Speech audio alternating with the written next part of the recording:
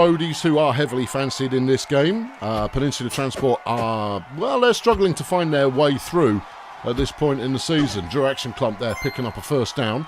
Here comes Viscount Heat, the captain. He's got 2 there, that's unremarkable. Disco, the big Minotaur, can only make 3, bringing up a 3rd and 5. Clump throws it, completes to Disco, who breaks off a tackle or 2 and is heading into enemy territory. A nice move there, and they needed it on 3rd down. Here comes Heat, the captain, and he's got space to move. He's being chased down by ASMR, but I mean, not before he's made 23 yards. That's solid. Disco again on the carry there, getting 7. Tricky thing about Minotaurs doing ball carrying is if they can break through those first couple of tackles, they will go a decent distance. Let's see if he can convert the touchdown, and he does. Budget going up 1-0 after 10 plays. Taking to the air immediately, Peninsula Transport find Vaughan Clothears, who they've recently transferred in. He's a star player, Clothears, but his career numbers, they just don't match up to it. He's been played variously at receiver and at runner, and I think it's receiver where he really shines because he does have that ability to break tackles, make big catches and then take off with that decent speed. But Peninsula cannot make the first down there, and Budget have the ball back just 5 plays later. Here comes Budget again. It's Drew Action Clump with a very nice run up the middle, making solid headway. The Goblin there eating up the yardage, and I know for a fact that Sports Ball Union have had their eye on Action Clump for a while, but they're going to have to dig deep in order to make that trade. Well, I mean, you've got your Jackson Clown Car, massive 22-yarder there for Capsicum Disco. You do like to see a big lad run, and that's Fenchurch Stochastic who gets in on the reception for the touchdown. The rookie managing to find their way into the lineup. That's pretty bold. Yeah, I mean, well, you put a rookie in the lineup and sometimes it can pay off. There's another completed pass to Clothears, who has eaten up 40 yards. That's the stuff. I think, that's the play that's going to pay as Clothears tears all the way down to the 1-yard line, but is injured by Viscount Heat. A necessary change having to be made by Peninsula Transport as they bring in Wendy Drugs, the Demon. Yeah, I mean, it pays to have a Demon on your team sometimes. Maybe the Demon will help with a little bit of vengeance. 3rd and 7. Disco's going to try and run it. Has space ahead and makes it look easy. 11 yards there, taking him over 100 yards in the game. Very solid. And Stochastic gets in for a second receiving touchdown. 3-1 now the score, just this side of half-time, as opposed to, the other side of half-time. Yeah, no. I mean, it makes sense if you don't think about it too hard. Peninsula again can't convert on 3rd and 9, and Budget have got the ball again, and if we're not careful here, Budget could run away with this one. Peninsula may not be the favoured team, but they're not nothing. They've got talent on their side. Although, Clothears is injured. Peninsula back in the game again. Wendy Drugs with the catch, breaks a tackle. Disco's going to come in and close that down. No, he's not. Drugs breaks another tackle. Well, that's nuts. Yeah, we haven't seen Gabe Transistor. That's what I was saying earlier. Well, maybe we will now. There you go. There's a catch. All right. Yeah, well done. Good. No, I'm just saying that maybe a Clothears Drugs comment. Look at that. Broken another tackle. And a second. Getting the first down inside the 5. Wendy Drugs coming off the bench and doing a really good job. Crankshaft tries a run and gets absolutely hammered behind the line. But then we're in for the touchdown, and Peninsula have closed it up. It's now 3-2 with 39 plays remaining in the game. Peninsula Transport looking to make this work. They do find Drugs there. Broken 2 tackles now. There's a third. Took 4 tackles to bring her down. Wendy Drugs, a monster. Not to mention the fact an incredibly brutal player who will injure you just as soon as look at you. Budget again unable to move it, and Peninsula blow their next opportunity. I think it's the lad Crankshaft who's just not getting it done, and I have no idea if we've even seen MC Kaiser Extreme have a go. No. Fungible seems to be all right. Yeah. They've completed another pass, though, out to Wendy Drugs, and it's Fungible who threw it. He's got 181 thrown in the game so far. That'll get you there. No, the other two players seem to be doing naught but getting sacked, which is far from ideal. And they failed to convert again, leaving the ball back to Budget. And Crystal Lemonade for Budget, one of the blockers, has been injured and is replaced by Ford Transit Van, the rookie, who's come in. They don't need to move the ball much more. They are ahead by 1, 5 plays remaining. A single first down ought to do it. That brings up 2nd and 3. 4 plays left. Capsicum has the first down. And this game is pretty much done unless something really unholy happens. But Clump's going in. That's the sealer. 4-2 the score, and I think it'll probably remain that way. There is Ford Transit Van's first career sack. He'll be pleased. Well, he should be. So clearly a defensive struggle, this one. Peninsula Transport not even making 300 yards in total. I ended up with a score of 2, whereas the Roadies finish on 4 with only 400 yards. The defences on both sides managing to step up and make this game competitive. But Peninsula are lacking that little something that's going to get them first downs on a reliable basis. Capsicum Disco ended up with 172 receiving yards and a further 50 on the ground. Coming off the bench, Wendy Druggs picked up 119 yards in just half the game. Looks pretty impressive as well. Where's your boy Cloth Ears? He's not in the list. Well, that's unfortunate. I have a suspicion that Cloth Ears probably got the majority of the remainder of the yards that Peninsula picked up, and I think a 1-2 punch of Cloth Ears and Drugs could be a good move. Anyway, no shock in the result, and we'll move on to our second game. Game 2 sees Blood Pit trying to get their first win of the season against Cheerio Incorporated, who are looking all right so far, except they just fumbled it. Donna Baps giving the ball up quite easily. Angie Railroad runs on first down, gets nothing from it. The rookie, Clacton Express, trying to run as well. No, not today you don't. The pass on third down, though, completes, and that gets them to the 5-yard line. Can Blood Pit take an early lead? They do. It's Butch Harry Skull goes in from 3 out. Very nice. Cheerio trying to respond. They have got 2 wins this season and are largely settled in their team lineup, but they need, I think, just an edge somewhere to get in there. They managed to go 3 and out once more, and Blood Pit are moving the ball again.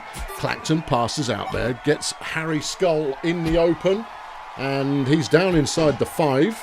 Well, they could go 2 up here early on, and they do so. Harry Skull continuing to find a good lane to run in as Cheerio try and figure out what's going wrong. Here comes Donna Baps on 2nd and 10. Can only get 2 yards off that one. The line dominance by Blood Pit is helping them out significantly, and that is a 3rd straight 3 and out. Black Fox completes the pass to Harry Skull, who breaks a couple of tackles, and he's going to go inside the 10-yard for the 3rd time today. Here's Angie Railroad looking for a target. That one's deflected.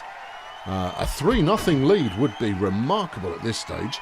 Black Fox on 3rd down is picked off in the end zone. Party Boy has picked it off, giving the Cheerio Incorporated the ball from the 15, and they throw long and wide open is Myra Sacrifice. Just totally uncovered. She's got no one within 10 yards of her as she hits the 15, the 10, the 5, and that is an 80-yard touchdown. Well, I mean, if you wanted a means of getting back in, that would be the way of doing it. But Blood Pit have responded straight away by throwing a pass out to Pleasure Dome, who managed to get a good first down there, and they keep this drive moving. Black Fox now gets the ball out to Pleasure Dome again, who's just got a little bit more pace than Party Boy, but obviously he will slow down as his stamina drains. But even so, the Blood Pits at the moment are moving the ball relatively easily, although they are a little bit prone to having some duff plays.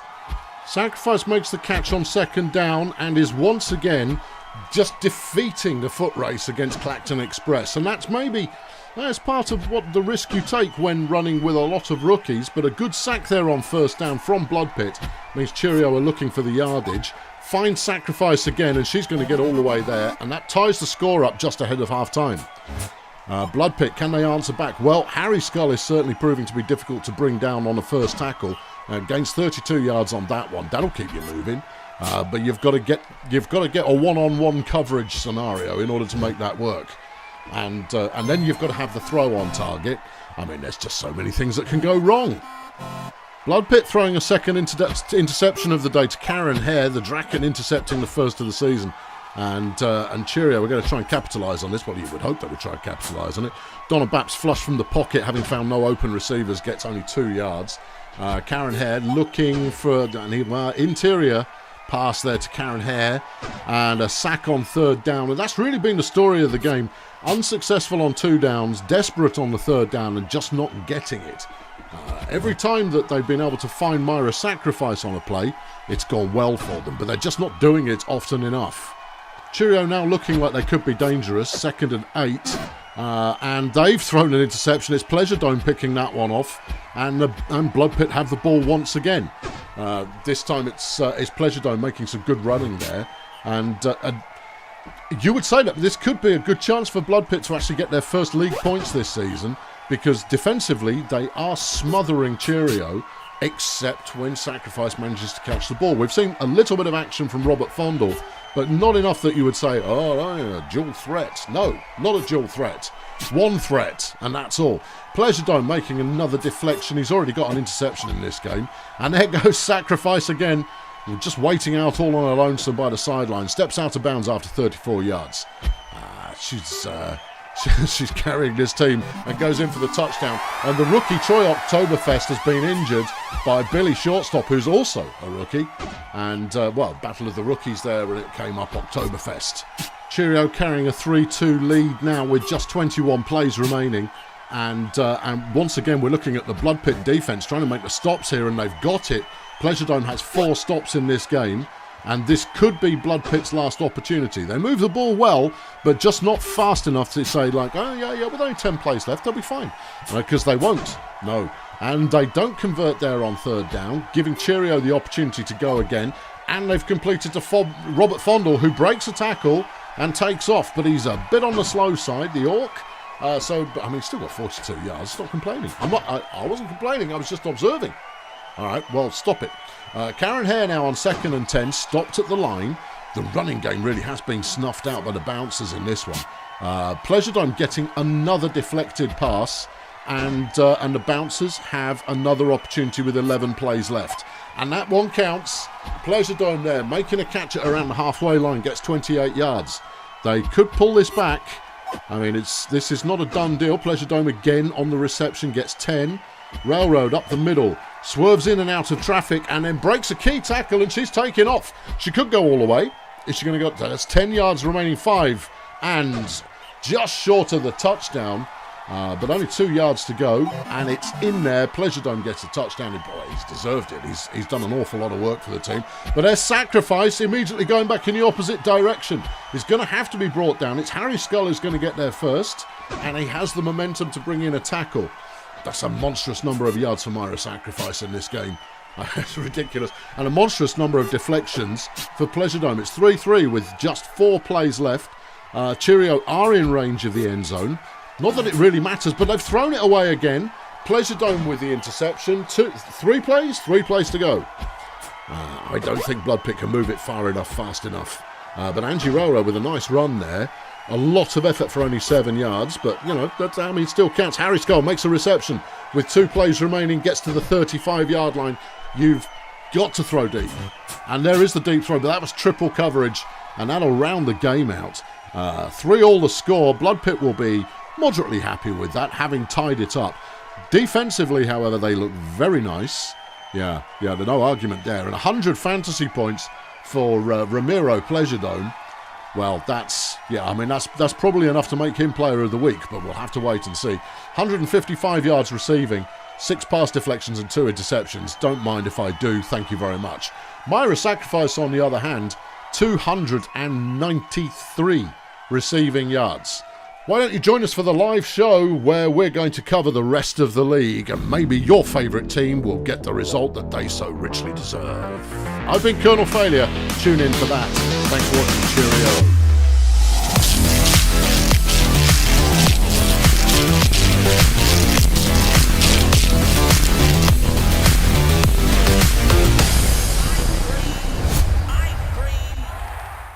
Well, here we go. It is Tuesday. It is Action Stations. We're back in the league. So you got a brief taster there of things to come.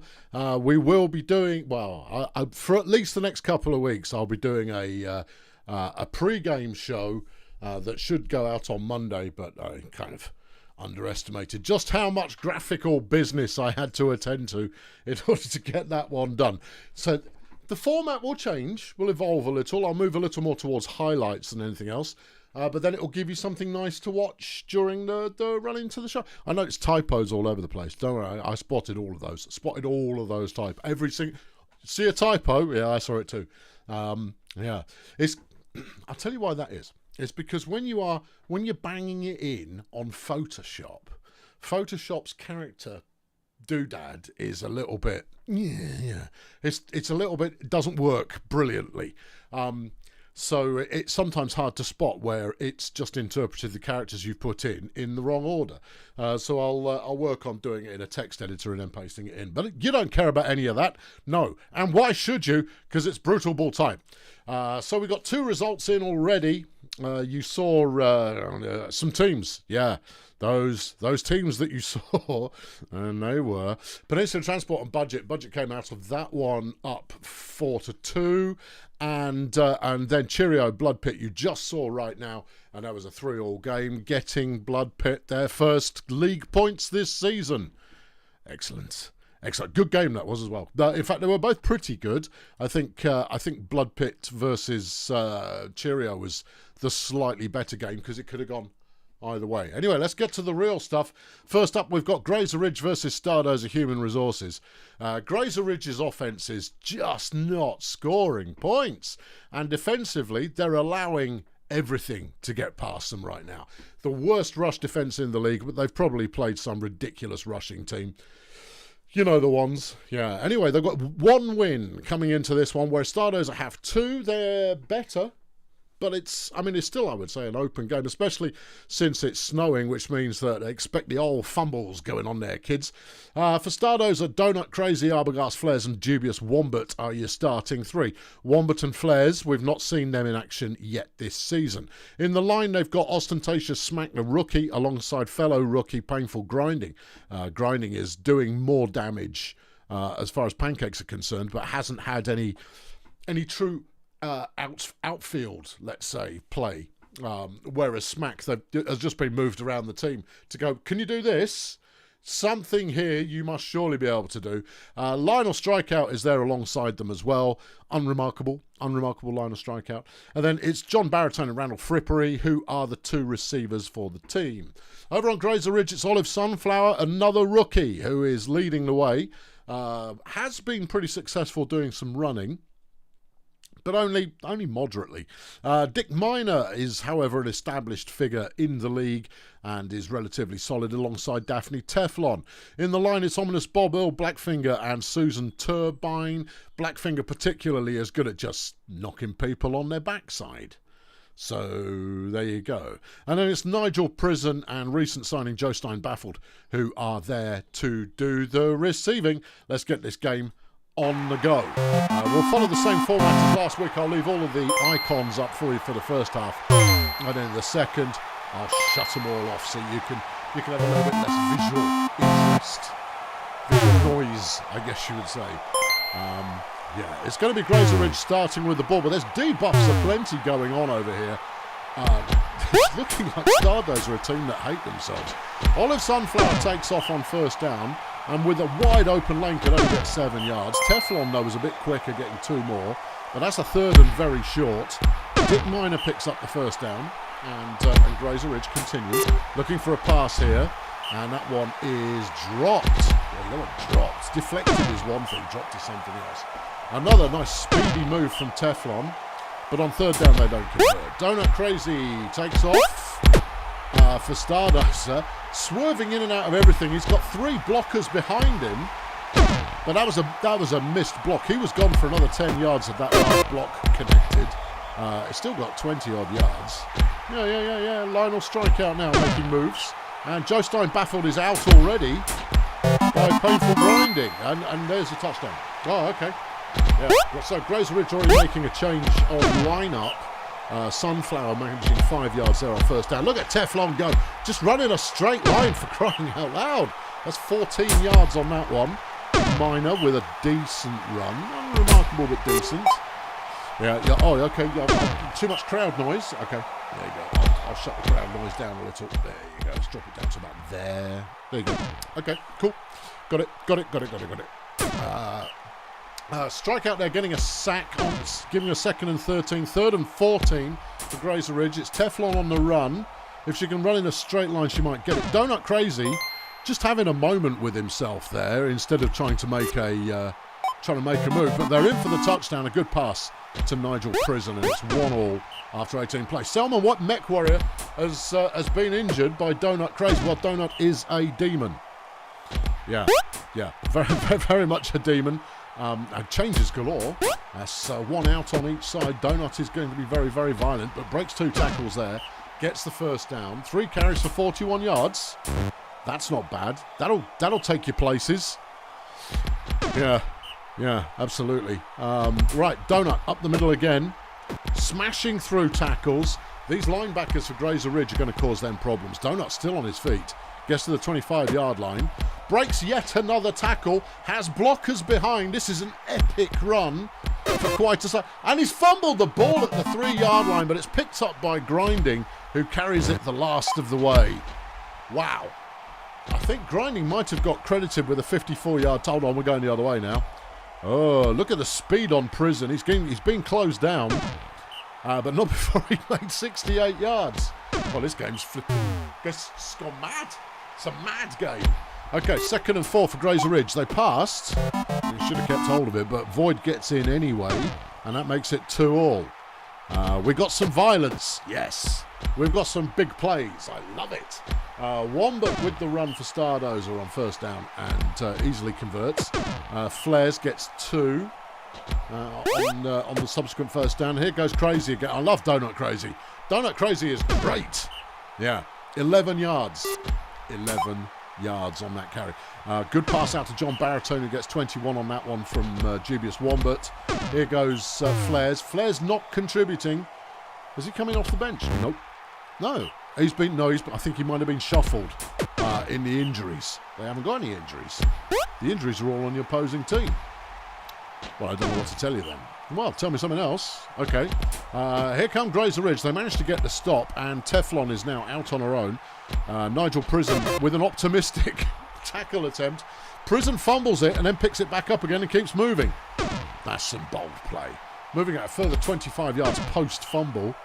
Not bad. Sunflower on 2nd and 12. Coughs the ball up and coughs it up in the direction of Teflon. That is the smartest cough up ever. You'd also call that a move. Sunflower has been injured by Donut Crazy, and that's another replacement in at Grazer Ridge. Ouch. Yeah. Okay, well, maybe they've got depth. Maybe. Flares there managing to carry for 7 yards. Here's Donut looking for a pass. That one's deflected. And all of a sudden, all the owners in the league are looking at Donut Crazy and going, can I trade for them? Dubious Wombat with a nice run there. It's not often you see a human getting spectacular numbers. So maybe today is that day. Crazy gets 6, 3rd and 2. That's another injury down there. Painful Grinding's gone down. Grazer Ridge has inflicted some revenge. Susan Turbine dishing an uppercut. It's another fumble and a turnover. I'm not sure who's got it. Stardozer have got the ball as we hit half-time. Well now, you wanted some adventure. This is it. Donut runs on first down and gets another 15 yards. Wombat is looking for a pass, throws very late, directly into the hands of Nigel Prison, who picks up his 4th career interception. Flamboyant throws. Flamboyant in off the bench, finds Prison. Frippery's going to make the tackle after 34 yards, but you know what? That's a 34-yard gain. We'll take it. Brilliant blocking from Earl Blackfinger. Freed up Teflon, who went the right way briefly, and then swerved directly into a tackle. I mean, it's an idea, but I'm not sure how much of an idea it is. They've got a 3rd and 6 now, Grazer Ridge. They do still have the lead at the moment. Teflon has the first down. I wouldn't even call that... Well, hold on. Maybe that's the madness in the method there. Managing to avoid a couple of attacks. There's another injury in the middle of the field. Susan Turbine is down. Back to Bunty, having dished out some justice. This is a bloodbath. But not the kind of blood that we want. No, just generally quite violent. Donut Crazy picks the ball up and goes the other way. Grazer Ridge unable to take it all the way to the end of the field. Donut Crazy has got 200 yards carrying in this game.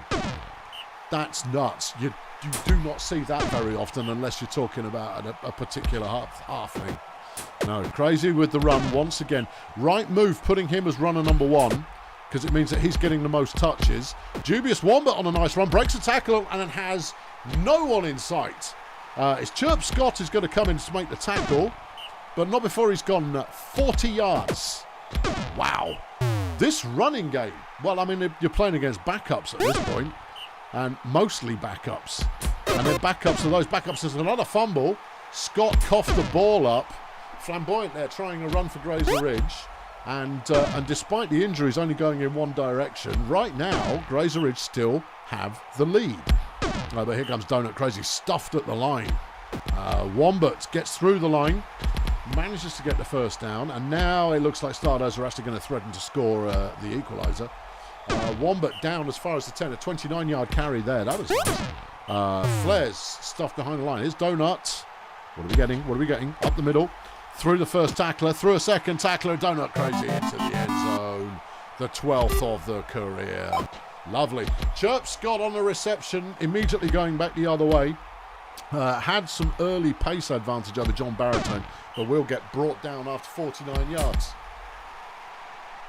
I don't know where this game is going. We're into the final quarter now. Another first down for Grazer Ridge. Whoever that was threw it away. That was Dick Miner. Dick Miner threw the ball away. What a load of rubbish. 3rd and 11. Teflon. And a terrible pass to Nigel Prison is dropped. So Grazer Ridge now with the opportunity inside the final 20 plays of the game. Okay. Here goes Arbogast Flares. Not going to get much from that. And Grazer Ridge have it again. It's a good pass though. Chirp Scott has got it. Has he got the pace? He's got the legs. He's in. Grazer Ridge take the lead at a critical moment in the game. I think we might have had another injury there. No. I think you misread it. But it's a fumble recovery. Teflon has extended the lead to 2. The lead is now 2. Grazer Ridge have turned this on with backups after pretty much the whole of their starting lineup have gone down injured. Just pain in the snow is what we're talking about, and just the hero mode of Donut Crazy. If it weren't for the turnovers, I don't know which way this game would have gone. It would have gone a way, certainly. Daphne Teflon attempting the pass and finds Prison, who is probably going to get there. He is. Wow, such a close game, and it's been blown wide open in the last 20 plays. Donut Crazy on the run again is brought down after 19. Crazy has got flaming ridiculous amounts of flaming everything in this game. Flaming all of it. Yeah. 3rd and 8 though. Yeah. No, there you go. See, just motoring through the opposition. That's another 20-yard carry. Yeah. Someone just got themselves in the bullseye for an awful lot of people going, I'll sign you. You can come play for me. Come on, come play for me. Here's Vicky Flamboyant. Grazer Ridge just need to run out the clock now. Last play of the game. And Daphne Teflon just chucks it into the crowd. Final score. Would you say it was an upset? Not necessarily. No, okay. Well, let's not call it an upset then. But it is Grazer Ridge who come away with a win. 6-3 final score. 1,100 yards in that game. And it did not look like it was going that way early on. 5 injuries in total. That's the ticket. Nigel Prison gets star player of the game, but only just. What's that? 25 rushing yards, 164 receiving. 9 pancakes, couple of touchdowns. Pass deflection, an interception. Bit of everything. Just basically held the whole thing together. Donut Crazy, 283 yards on the ground and inflicted 2 injuries. Oh, baby. Yeah, that's good stuff. Right, I know where we're going next. Next, we're going to see if one of our undefeated teams can hold on to their record as we take a look at the Lingo Blend All-Stars playing the virtually unstoppable Red Star Pathfinders. Oof. Well, it's a cursed game. Oh, that last one was violent. Well, this one could be more violent. Right now, Red Star have the number 1 scoring defence, which means that nobody scores against them. The number 3 defence overall, number 5 scoring offence, but in terms of offensive yardage, not so much. They're playing a defensive game more than anything else. Excuse me. It is Jeswyn de Clamp, Clive Goalmouth and Thor Haystacks up front. They do like to air the ball out a little bit, but that doesn't mean they don't run. And then in the line, Tandy Appleseed, Pope Lorenz and Crotched Angle Flag. Tandy Appleseed pretty good at the blocking, but it's defensively you want to look out for him. Yeah, because they's coming. And then receiving, it's Linfield Muscles, one of the star players of the league, or would be if he did enough, but he doesn't. And Dirk Shafter, who is also pretty decent. Over on the Lingo Blend side of things, Bernie Crampons, John the Plum and Bandit Joe, the starting 3. All of them having contributed so far. Bandit Joe less so, I think only coming in off the bench so far. But Bandit Joe is a demon, and this is a violence pitch. So it's anybody's guess just how much damage is going to be done. In the line for Lingo Blend, you've got Coral Success, Raj Firewall and Small Basement. Coral Success getting her first start of the season, and doesn't she look pleased about it. Hack Murphy is always good.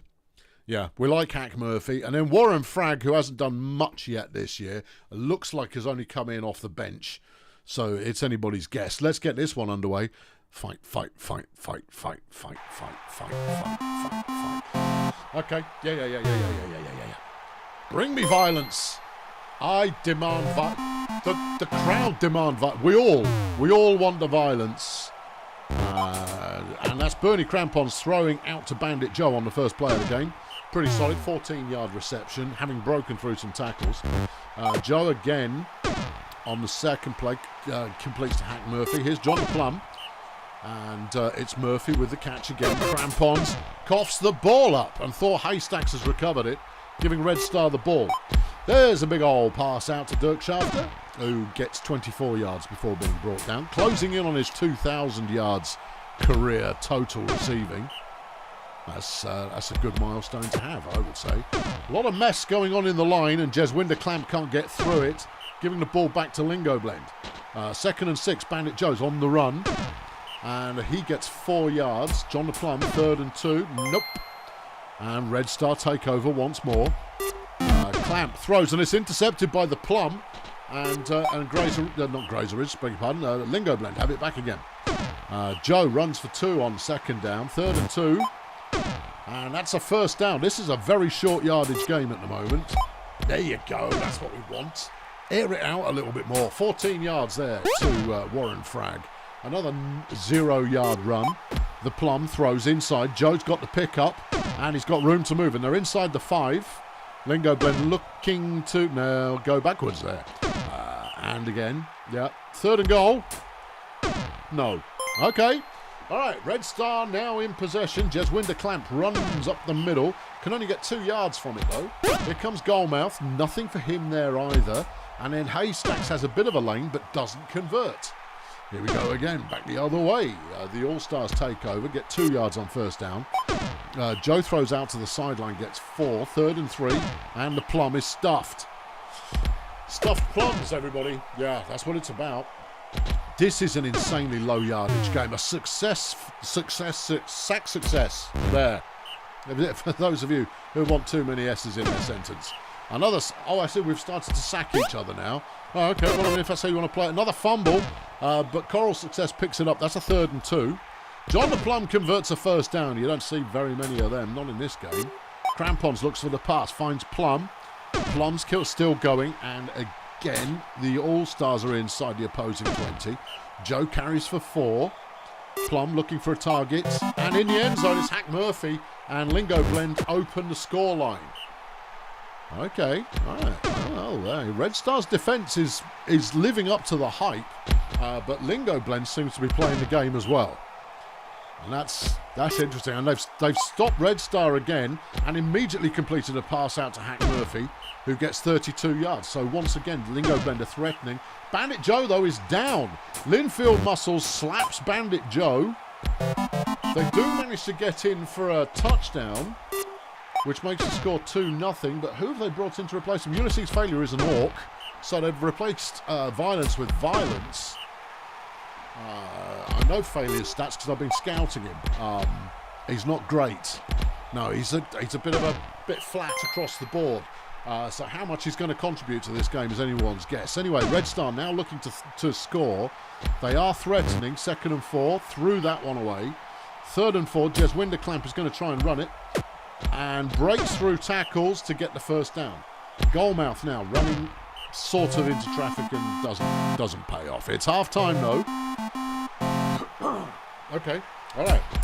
2nd and 8, nothing there for Goalmouth.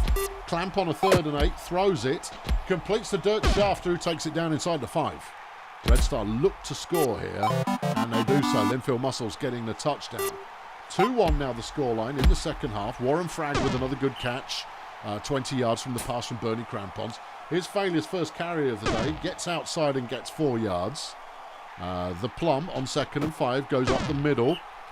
Not a lot there. That's a 3rd and 3. Crampons turn of speed, but not enough, and he stopped short. Red Star have the ball back again.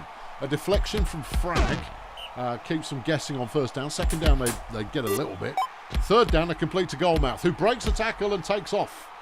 John the Plum's going to try and bring him down. The captain managing to get 40 yards on that catch. Linfield Muscles has this one, and it takes it inside the 5. Red Star looking to tie it up, and they do so. Thor Haystacks goes in, and it's now 2-2. Well, and Lingo Blend's offense looks to have collapsed. It does a little bit. They get a sack there. 2nd and 11. Okay, yeah. All right. 3rd and 7. Thor Haystacks throws to Jez Winderclamp, and they've got the first down again. Red Star moving the ball, as they have done for the whole of this half so far. Dirk Shafter breaks 2 tackles and gets moving. 17 yards on that play. Goalmouth now, and that's deflected in the within the 5-yard line. That's a missed throw there. Clamp gets it out to Muscles, and he stops short, but it means the Lingo Blender starting inside their own. Never mind. That could have been a high drama moment. It just wasn't, though. They escaped. Good throw, finding Frag. He gets 16 yards, and Lingo Blender managed to avoid the danger area. It's still 2-2 with 1 quarter left to play.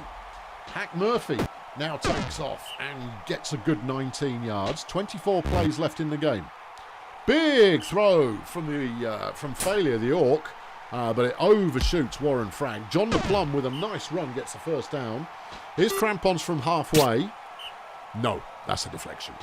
Failure up the middle. Breaks the tackle, slows down a bit, but gets 6 yards. It's a 3rd and 3. The Plum's going to try and run it and gets nowhere, giving Red Star the ball back. And we're now into the, buttock clench moment time. Yeah. Start clenching now. Shafter there with the catch. Frag tries to tackle him, but doesn't manage to do it. He's going in for seconds. Gets him on the 2nd attempt. All right, Haystacks with the throw. Shafter with the catch. We've seen much more of Dirk Shafter in this game than we have Linfield Muscles. I wonder if he's being wrapped up. John the Plum's covering him, by the looks of it, and is sticking to him like glue, actually. So there's good coverage going on against Linfield Muscles. Shafter with the catch takes the score. 3-2 to Red Star. Oh, no. Yeah, I know. Blowing a 2-0 lead. But they've got 10 plays left. Here's John the Plum. He completes the frag, but it's only 7 yards. Crampons up the middle only gets nothing. Failure up the middle gets 1. 3rd and 7. This one to stay in the game. And it doesn't. Red Star will now push back in the opposite direction, and unless they screw this up entirely, are going to just cruise gently home to victory. 3rd and 1. There's a sack. All right, 4 plays. Throw it downtown, Crampons, and he does. It's caught by Frag, who has a little bit of protection behind, but that's 3 plays remaining, and they tried to run up the middle. Slightly foolish. Yeah, this is Hail Mary territory right here. Crampons looks deep, aims shallow, and it comes up short. Lingo Blend just rudely denied. Rudely. They had the first half very much under control, but Red Star came back. Lingo Blend out-yardaged Red Star, whose yardage stinginess lives up to the hype, very much so. Only one injury in that game. It's Linfield Muscles who gets star player in the game, and he really didn't do very much. 10 pancakes, I think, contributing more than anything else, and he inflicted an injury. Big whoop. Yeah. No player had a particularly good game. Just double check your facts there. Crampons through for 150. Big whoop. All right. No player had a particularly big game. No. Well, yeah. Well, the unbeaten Pathfinders remain with a perfect record. Cruel. Yeah. Defensive matchup. That's what it was. Right. Next in your fun books is the Sunshine Fun Bus taking on Failwood Hills. The Sunshine Fun Bus just looking to go like, I know we look good on paper. Stop saying that every time we play. Can we just score a flipping win, please? Thank you, please. All right, let's look at Failwood Hills. 2 wins for them so far and only 1 loss. Not bad. They do not have a running game. Okay, everybody take that into consideration. So far this season, no running game at Failwood Hills. It looks like it's going to be a beautiful day for some football. Yeah. Anyway, their starting lineup: Igor Wingnut, solid. Butterfly Pork Chop, less solid.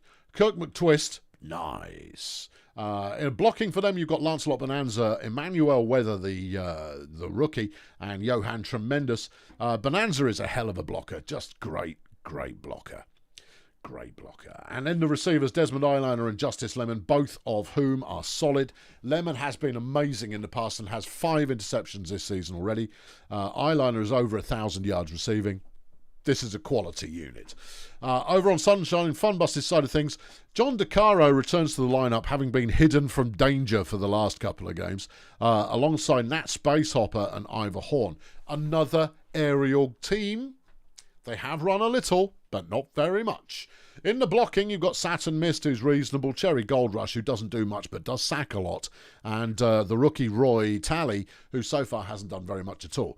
Receiving, you've got Beeman Hurricane, who is solid and fast. And then Antonio Rojas, the rookie, who is in and is proper quick, but also dishes out some pain on an occasion. Let's see how we get on with this one. And it is a beautiful day for some Brutalball. Sunshine Fun Bus are going to start with the ball in the sunshine. I mean, that's not like, Professor Plum in the library with the Space Hopper. No. The Space Hopper's got the ball, though. Yes. But completed nothing. It's a 3rd and 7. Throw out towards the sideline. Ivor Horn throwing to Beeman Hurricane, and that's a first down. DeCaro on first down throws wild. Just goes completely off target. Space Hopper tries a run, doesn't get anywhere. Horn on 3rd down tries a run. That's ill-advised. And Sunshine Fun Bus's drive is over. Immediate pass to Justice Lemon going back the other way, who gets 37 yards off Kirk McTwist. Wingnut on first down. Swerves in and out and around and here and there and gets 4 yards. On 2nd down, nothing happens. On 3rd down, McTwist is sacked by Cherry Gold Rush. And the Fun Bus have the ball again, completing to Rojas, who breaks a tackle from Eyeliner and has the pace to outrun. Yeah. The Chasers gets 56 yards. Very nice. Space Hopper throws, but it's deflected by Justice Lemon. 2nd and 10. Horn with the throw, and that's intercepted by Lemon, who has 12 interceptions in their career. That's pretty high. Wingnut running. Oh, has actually done some running. Oh, very nice. 12 yards on that one. 1st and 10 for Failwood. That's a deflected pass. Ivor Horn getting the deflection there. Second down, and Des Eyeliner makes the play. Gets the catch. Does the thing. Okay, here goes Wingnuts. No, that was a bad idea. Just should have kept running.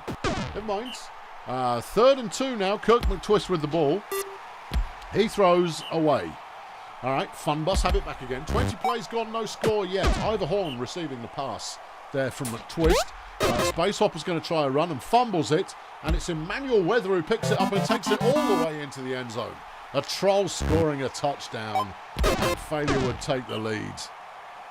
Well, yeah, there was another fumble there, but it was recovered by the Fun Bus. 1st down pass gets nothing. 2nd down, they complete to Rojas. Rojas has got a heck of a speed, you know. Heck of a speed. DeCaro runs it on first down and is evading tackles and gets 10 yards. Here goes Space Hopper up the middle. That's solid. Fumbles the ball again. A third fumble in this game from Sunshine Fun Bus. Well, there's going to be words there. Yeah, Justice Lemon with another big catch. Justice Lemon, 3,700 receiving yards in a career. That's pretty solid. Sack there from Saturn Miss, 3rd and 8. And Eyeliner is wide open. It looked like DeCaro was supposed to be covering him, but was obviously considering what his signing bonus would be when he, signs on for a professional contract. He gets 3 yards on the carry there. Space Hopper, nothing. Ivor Horn looking to pass. Big throw. Gets Antonio Rojas just outside cover. It was a very nicely placed throw.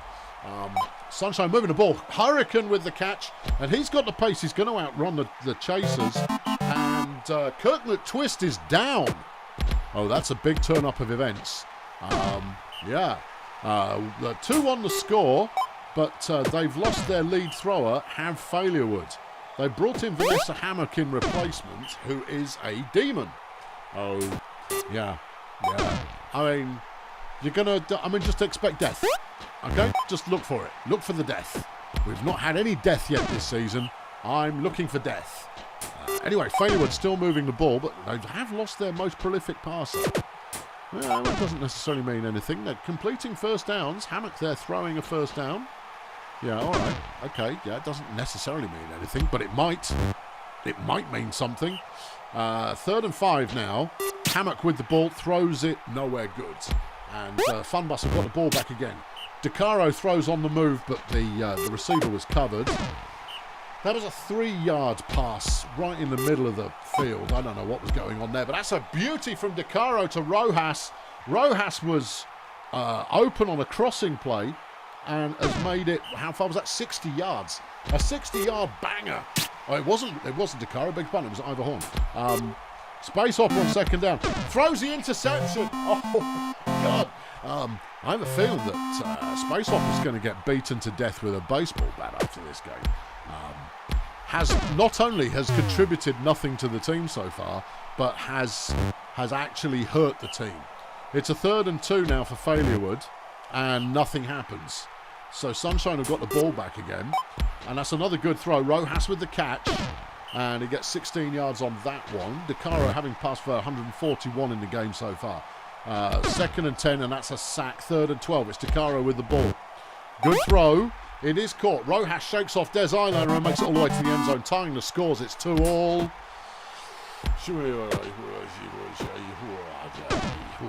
Yeah, Vanessa Hammock there with a run of 11 yards on first down as Failurewood try and move it back up the field. Sassamis gets his 2nd sack of the game. Okay, it's a 3rd and 10. Vanessa Hammock is going to try and run it. Manages to bust through the first 2 tackles, but can't go all the way. DeCaro now on first down for Sunshine. Nothing. Space Hopper, nothing. Oh dear. 3rd and 10. They get the completion, but it's only for 5 yards. Yeah. However, we've stalled out briefly. Wingnut completes to Eyeliner, but it's only for 9 yards. They get the first down anyway, but both offenses seem to have a little bit of trouble moving the ball at the moment. We'll see. Yeah, Hammock there getting 3, 4. We'll bring up 3rd and 3. Wingnut managing to avoid enough tackles to get the first down and more. Okay. Here's Butterfly Pork Chop. Just evading Cherry Gold Rush, but throws the interception to Beeman Hurricane. Sunshine Funbus get back again. Immediately throw to Rojas, who gets a first down. Here comes Space Hopper. Getting 1 whole yard there. I mean, to make it worse, Space Hopper, I think, is the captain. No. I don't know. It looked that way. I'm trying to pick out who the captain is. Does it matter? Not really. Sunshine Funbus's drive stalled there, and Failurewood have got the ball back again. They get a first down. We're hovering around midfield, but there's a big pass out to Justice Lemon. Horn's not going to get there, but Hurricane closes in and gets the tackle after 38 yards. But that is very much now in Funbus territory, and Failurewood have completed to Eyeliner. He'll score. Okay. All right. Okay. Yeah. Now 3-2. 20 plays left. Funbus have the ball. Space Hopper again. 6 carries for 10 yards in this game. That is not going to cut it. and they fail to convert on third down. Vanessa Hammock runs on first down for Failwood, and it's just defeating tackles everywhere. Gold Rush is captain, thank you. Eyeliner there making another catch, and they're down to the 2-yard line. Butterfly Porkchop takes the ball and is stopped behind the line by Gold Rush. Hammock takes the ball and trundles in for a 3-yard touchdown. 14 plays left. Failwood up by 2, and they fumble recover again. I don't know who coughed it up there, but whoever it is has just ruined this for all of us. Yeah. Hammock goes in again. 5-2 now the score. Making it look much more lopsided than it was just a minute ago. Hammock gets a sack. It's all going wrong. Funbus are falling apart. Yeah. And you have to point the finger squarely at Natalie Spacehopper as the reason. Yeah, because I mean the aerial game has been working really well. Just solid for Sunshine. Defensively, they're as good as anybody, I suppose. Hammock's gone down. Saturn missed having slapped her in the face and neck, but Failure would score again anyway, just because they can. I mean, it's rude at this point. Space Hopper on another run gets no yards. 37 carries for Nat Space Hopper this season, 90 yards in total. Okay, there's a clue in there somewhere. Yeah, she's just not cut out for running the ball. Final score, Failure 6, Sunshine Funbus 2. I mean, that's not the score that we saw on the field. Flaming heck, yeah. Justice Lemon, 116 fantasy points. That's a lot. Yeah, that's a lot. 8 passes deflected, 2 interceptions, and then 162 receiving yards. That's dirty. Yeah, Saturn Mist got the numbers for Sunshine Funbus, but this was just short of 800 yards as a game. 750, 800 yards. Yeah. I mean, it's Nat Space Hopper. Yeah, very good point. Minus 20 fantasy points for Nat Space Hopper. Yikes. Yeah, that's not a good look. No. Someone won't be on the team next week, and it's Nat Space Hopper. Right, okay, well, there you go. That's another result in the bag. We're going to look at Edgy Slum versus the Nomads next. Edgy Slum pride themselves on their levels of violence, and the field is showing violence. We want death. You know, that's what we want. We want death, and maybe this game is the one to deliver. The Nomads currently 2 wins, 2 ties this season.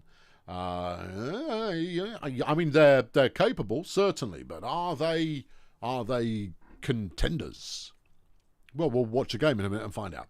Running for them, they've got Flatnose McQuirk, who's getting their first start of the season. Ilma Shelfspace, the rookie, who has had a pretty good first year in the league. 800 plus passing yards already. Olivia Chukka Khan is always solid, but hasn't done much so far. In the blocking arena, you've got Exponential Tyrone, who's pancaked 192 players so far. Hair Bear, who's pretty solid, but has racked up some sacks and tackles for loss as well. And then Razad Fowler, who's just happy to be part of it. You know, Kim Selector, we like Kim Selector. She's good. 1 interception, but 900 receiving yards. And then Flinty Wimple, who doesn't get enough mention, if we're being fair, 980 yards receiving. Oh, fair play. Over on Edgy Slum's side of things, 1 win only so far for Edgy Slum. Yeah. What are they good at? Well, they like throwing the ball. Yeah, but what are they good at? Well, let's have a look, shall we? Rough Stuff Smith, a regularly named player, and it's anybody's guess why. Then you got Ross Puke, who has done more than Rough Stuff so far. And then Paul Tribunal, who's just a bit of a mixed bag. In the line, you've got Londo Archer, Anna Linguistic, who's a rookie. And Gus the Hitman Resume, who, well, I mean, there's big hopes for Gus the Hitman Resume when it comes to actually killing someone. Well, we haven't seen it yet.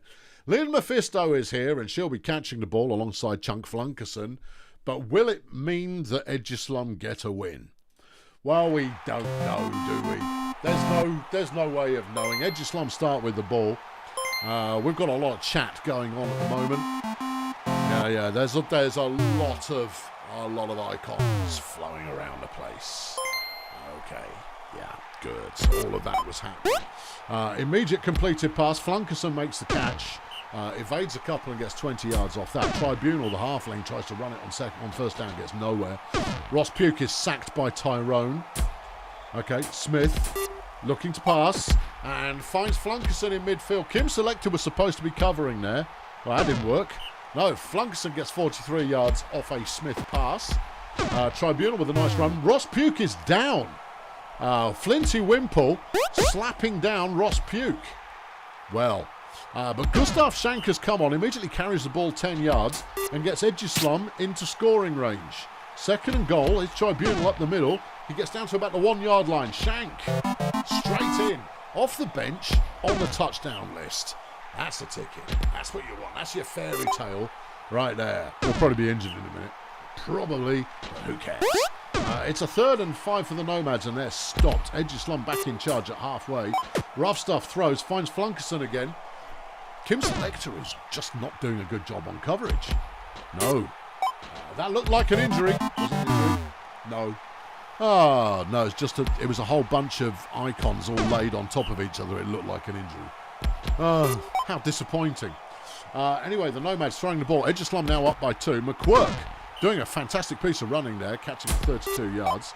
There goes Wimple. Plenty of room over to the sides and gets another 24. Nomads moving the ball well here. McQuirk on the run now. Being pursued by Archer, who won't get there. Runs into the hitman, who doesn't hit anything. Nomads score. Wimple with the score there. 2-1 now. Is Tribunal throws. And Flunkerson once again just doing enough to get past Kim Selector. I mean, Kim's a great receiver, but obviously total bobbins on defence. It's a 2nd and 10. Mephisto now with the catch. First sight of her we've seen today, although apparently she caught one earlier. But yeah, I was talking about something else. Flunkerson does it again and is in the end zone. 3-1, Edgeslum. All right, okay, yeah. All right, okay, here we go. And the Nomads back on the ball again. Chaka Khan makes a catch and gets 17 yards and a first down. Chaka Khan now with the ball, gets sacked by Shank. Here goes McQuirk up the middle. Gets a few, but not many. 3rd and 6, shelf space, throws into space, and nothing. Edgeslum back with the ball again. Up the middle for Rough Stuff, Smith for 7 yards. Tribunal now takes it, and is still on the move, managing to evade most tacklers, getting 24. That's the ticket. Gustav Shank sacked by Razad Fowler. Here goes Rough Stuff on 2nd down. That one's deflected by shelf space. 3rd and 14. Tribunal completes to Flunkerson. I would tell you who was covering him, but you don't need me to, do you? No, he's in again. And that is 4-1. Now the score. Flat-nosed McQuirk with another nice run for 6 yards. Shelf space on 2nd down. Gets the rest of it and a little bit more, just in case. Here goes Chaka Khan, sacked by Mephisto. Lynn Mephisto doing sacks, that's dirty. Yeah, I know, but Lynn Mephisto is hardcore. The Nomad's still moving the ball though, getting sacked again by Archer. Here goes McQuirk. In and out of traffic, can only get 6 there. 3rd and 7, nothing. Edgeslum have the ball back once more, as we're just this side of halfway. Flunkerson is cooking Selector's bacon on every single play, and then going, I like bacon, and making a bunch of yards. Paul Tribunal looked for a pass, decided against it, and took off. And then couldn't be tackled. Gets 19 yards. That's ridiculous. You'd think so. Flunkerson just got another touchdown. It's 5-1 now. The Nomads being shown up by Edgeslum, who came here hoping to just beat up the team. But as it turns out, they've so far been able to just outplay the team. It's Selector with an actual catch. And she gets 29 yards there. Yeah, that'll do it. Yeah, she can stop playing again now. Wimple there with another catch, gets 17. Nomads into the opposing half. Archer gets his 3rd sack of the game as we hit half-time. It's not looking good for the Nomads, though. No, I'd expected this to go the other way. Well, you expected wrong. 3rd and 12, and they didn't convert, and Edgeslum have the ball again. Flunkerson once again gets a catch, but this time he fumbles it, and Selector managed to retrieve the fumble. Okay, Yeah, I mean, it's a moment of reflection, I think, for the Nomads, who kind of need to reflect on the fact that they're getting stuffed at the moment. Second and goal is McQuirk up the middle. He gets close. 1 yard out. His shelf space. Decides too late to step up and get sacked again by Archer. Edgislam making the stop. Rough Stuff Smith is now down. That's 2 starting runners for Edgislam who are out. The Hair Bear coming up with the name. Ramsey Pothole throws, having come off the bench. First Chunk Flunkerson, who's being covered by Kim Selector, who's doing a very bad job. Flunkerson goes 41 yards. Gustav Shank on the run doesn't get past the line. Paul Tribunal doesn't get much past the line. Ramsey Pothole doesn't get past the line. This is unfortunate. Big sack and fumble there, but Shelf Space manages to pick it up as Nomads take over. 35 plays left in the game, and it's 5-1 at the moment. And, well, if the Nomads want to win this, or even tie it, they need to, get the hustle on. Selector with a good catch, evades Flunkerson. Oh, it's like their payback. It's only a very small amount of payback, though, given how many times you've been cooked. Yeah. Shelf Space with the throw gets nothing. It's 3rd and 9. Chaka Khan looks to throw. Finds Selector, who's up the middle, takes it to the 5-yard line. McQuirk. Sacked. Stuffed. Tackled. Loss. Whatever you want to call it. There's a sack from Mephisto, who's got 3 sacks in this game. And they don't convert. Gustav Shank gets the ball in the end zone, throws it to Flunkerson. Who else? Who gets 8 yards. It's a 2nd and 1. Tribunal throwing. Finds Flunkerson. Goes 17. Ramsey Pothole throws. Finds Lynn Mephisto, who was wide open. They must have been calling a blitz or something on that one. It wasn't even covered. But that's good enough. We're in the final quarter of the game now. Mephisto gets another catch. Gets 16 yards on that one. Pothole throws. Looking for Flunkerson, but Shelf Space deflects it early from linebacker. Gustav Shank with a nice bit of running, but he stopped moving upfield, which was a mistake. And they're stopped on 3rd and inches. Nomads with the ball again. I think they are out of time. Sacked again, but Mephisto now has 4 sacks in this game. For a receiver, that's pretty good. Yeah. I mean, she's human and therefore capable in many different disciplines. But even so, that's a good result. Selector with the catch gets 18. She's got 130 yards in this game, but Mephisto just got sack number 5. Paul Tribunal is down. I don't believe it. Exponential Tyrone has skinned the 3rd runner for Edgislam. All 3 starting runners on Edgislam have gone out injured. Well, it's their stadium. Yeah, I know. And they've poisoned their own stadium. And so far, this stadium has done nothing but get their own players injured. Which is, I think you could say, hubristic. The Nomads fumble and Shank picks it up. And he's carried it back the other way. Bit of a messy play, but Batista Cranium comes up with the ball. Yeah, he's on the field now. Gets the 1st down. Gustav Shank now with the ball. He throws, finds Lynn Mephisto, who gets some yards. And that's not bad. Here's Batista Cranium on a 1st and 10, and he gets sacked by Hair Bear. Ramsey Pothole now looking to do something. And it's in the end zone. Flunkerson's 4th touchdown of the game. It's 6-1 now. 1 play remaining. And Edgislam have got it. Yeah. Yikes. Yeah, Nomads just taken apart through game skill rather than anything else. Or maybe a lack thereof. Nothing they were trying was really paying off consistently, and that cost them the game. They did manage to get 3 injuries as a consolation prize, so that's something. They could tell their mum about that, and I'm sure she'll be proud in some fashion or another. Well, she's your mum, she's going to be proud. Star player of the game is Lynn Mephisto.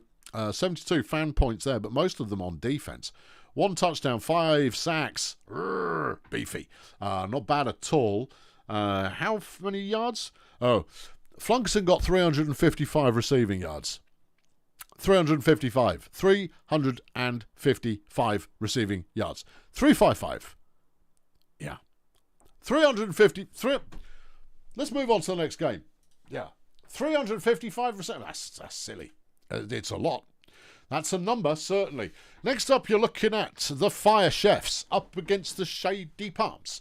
Fire Chefs are ahead of Shady Palms at the moment in the league because they've got 1 win and 3 ties, whereas Shady Palms have 1 win and 3 losses.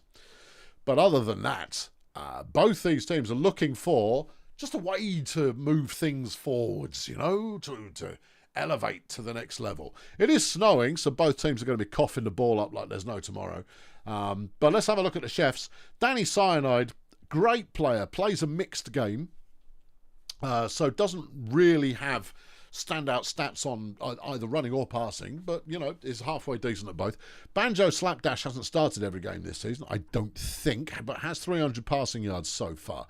Mindy Bleach is definitely a fresh addition to the team.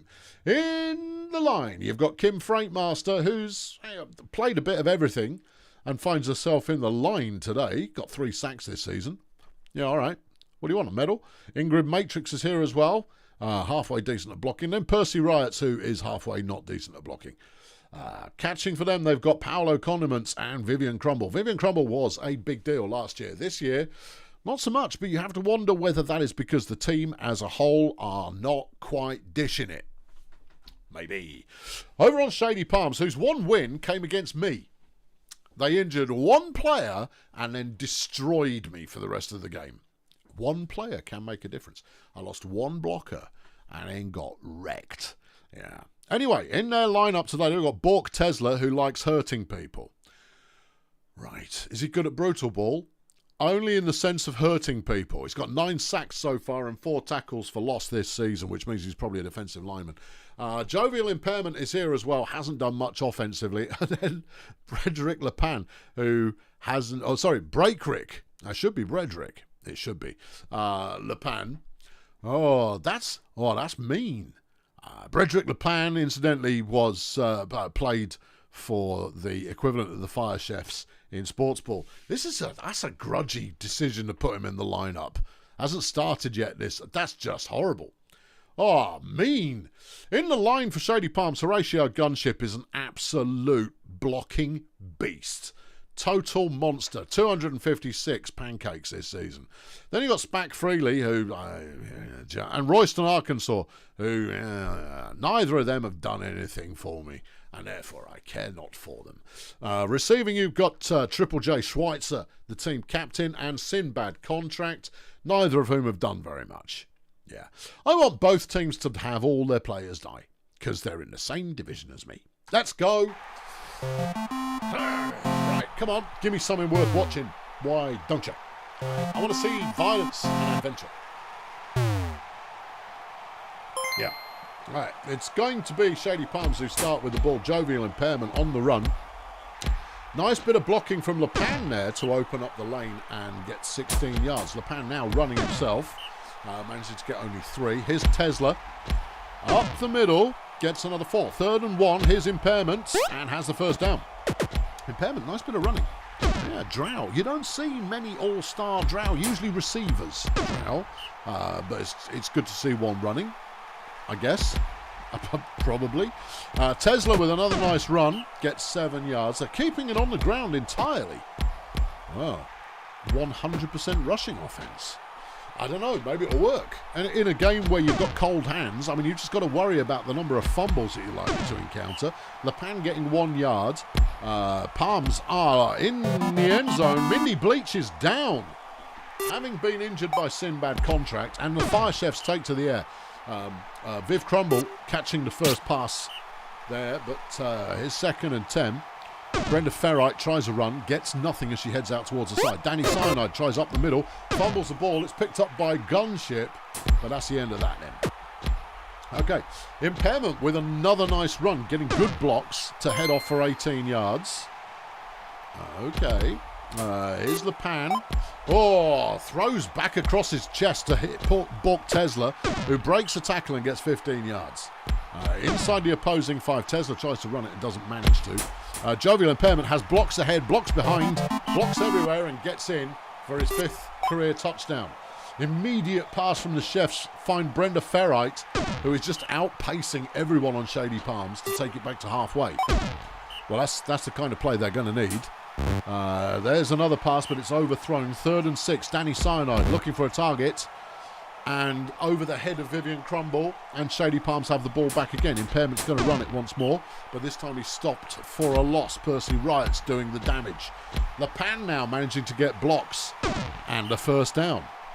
4 carries for 23. That'll do. That's okay. Yeah. Tesla, I'd say, out of the three of them, is the one not making as many yards, but has been reliable receiving. Here's a 3rd and 1. Le Pen with the ball. Just gave it away. There was room to get over the line, and he just threw it to the other team. What was he thinking? Well, I mean, it's keeping it interesting. Is it? Yeah. Anyway, the Chefs couldn't convert a first down, and Shady Palms have the ball back again. 2-yard carry from Impairment. Nothing from Riots. No, Riots made the tackle. Well, he didn't say anything afterwards. That's what I was referring to, if you say so. Cyanide runs it on first down. As the Chefs look to stay relevant, finds Danny Cyanide with a pass on second down. He manages to break a couple of tackles, gets 18 yards. Brenda Ferrite throws, finds Condiment, who gets 20, and now the Chefs are threatening. But they do still have some yards to go. 2nd and goal is Slapdash. Slappy up the middle. Plenty of space. Touchdown. Team captain scores one. That's nice. That's why he's the captain. He's leading by example. Okay. Well, he's leading by the example of being a gnome.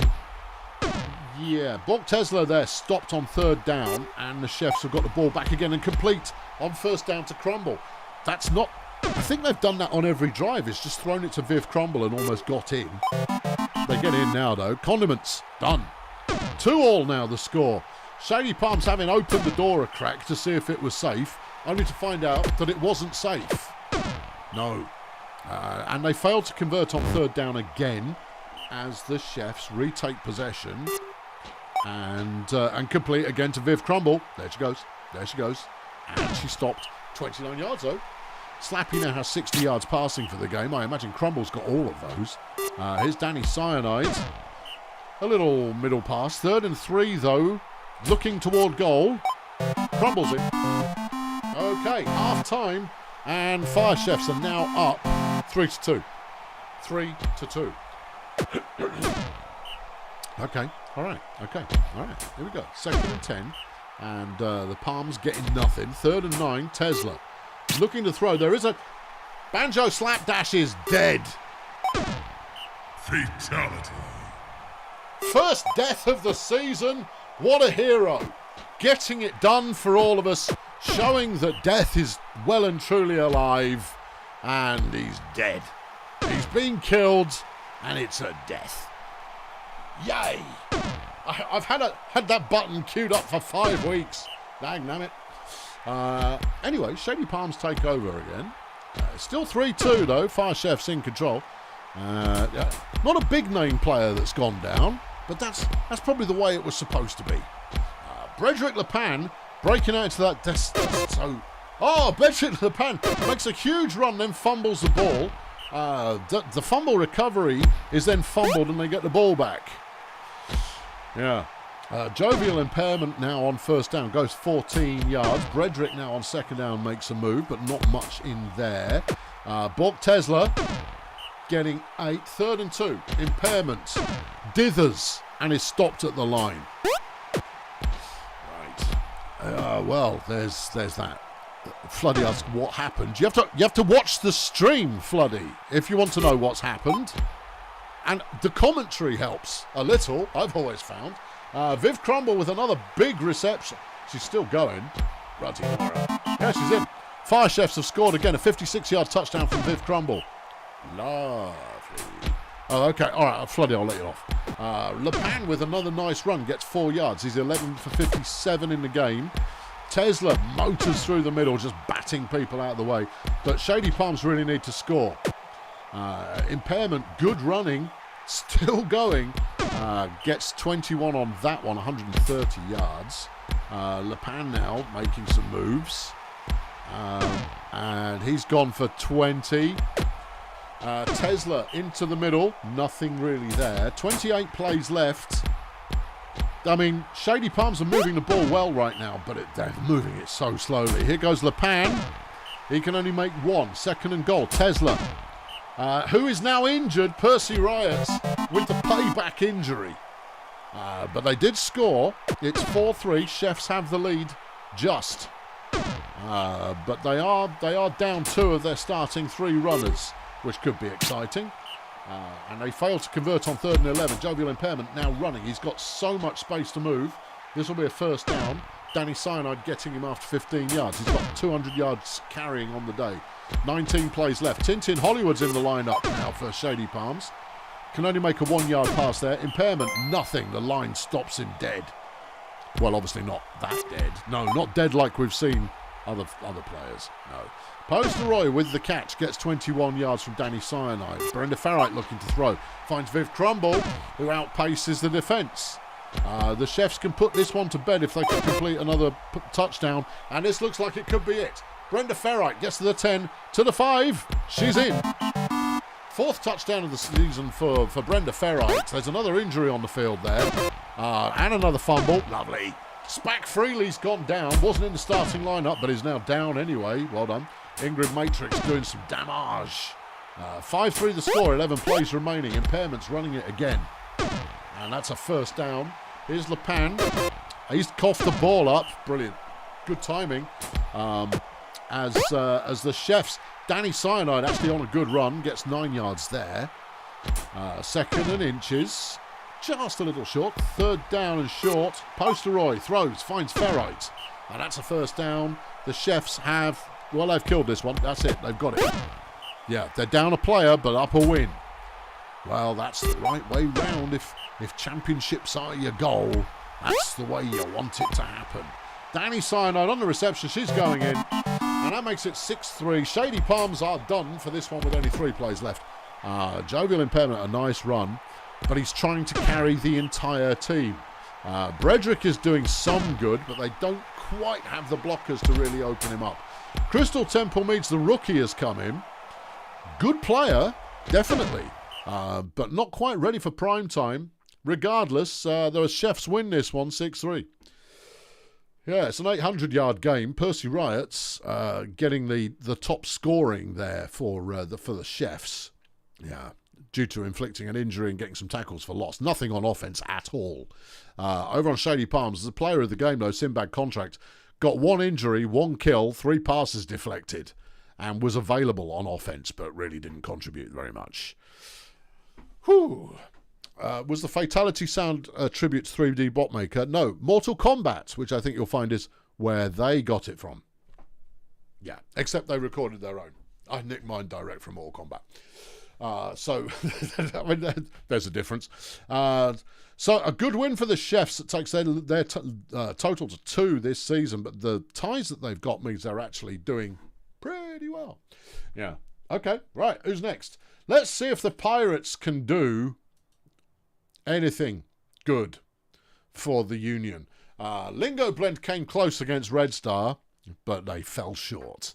Now let's see if the Pirates, who have no wins this season, can topple the defending champions. Signs point to... Where's my magic 8 ball? Oh, actually, I don't need it. No, they can't. Right, okay. At the moment, it is raining. Oh, element of risk. The Wretched Minstrels are the number 1 scoring team in the league, 3rd for offensive yardage, and they don't just play one zone either, and that's what makes them most dangerous. They pass and they run. They mostly run, but they also pass. Defensively, they're great against the rush, but that's because they haven't really faced many rushing teams, and scoring, they are tough against the scoring of opponents. The Pirates, meanwhile, are under new management. And, I mean, they're just not cooking at the moment. Anthony Go is a heck of a player and is their number 1 runner. He's got 700 yards passing, 150 rushing. It's not bad. They've got the rookie Doug Conglomerate in the lineup, who so far has been running the ball reasonably well. Got sacks and an interception as well. That could work. That could work. Everybody's rooting for the Pirates. Everybody wants the Pirates to win. Apart from Vec, who possibly also wants the Pirates to win, just to take the pressure off himself. It's plausible. Iapetus Suture is in the lineup as well and isn't very good. In the line for them, they've got Big Rod McGurk, Pat Duplicitus and Jerry Surge. Anyone good? Surge and McGurk are okay.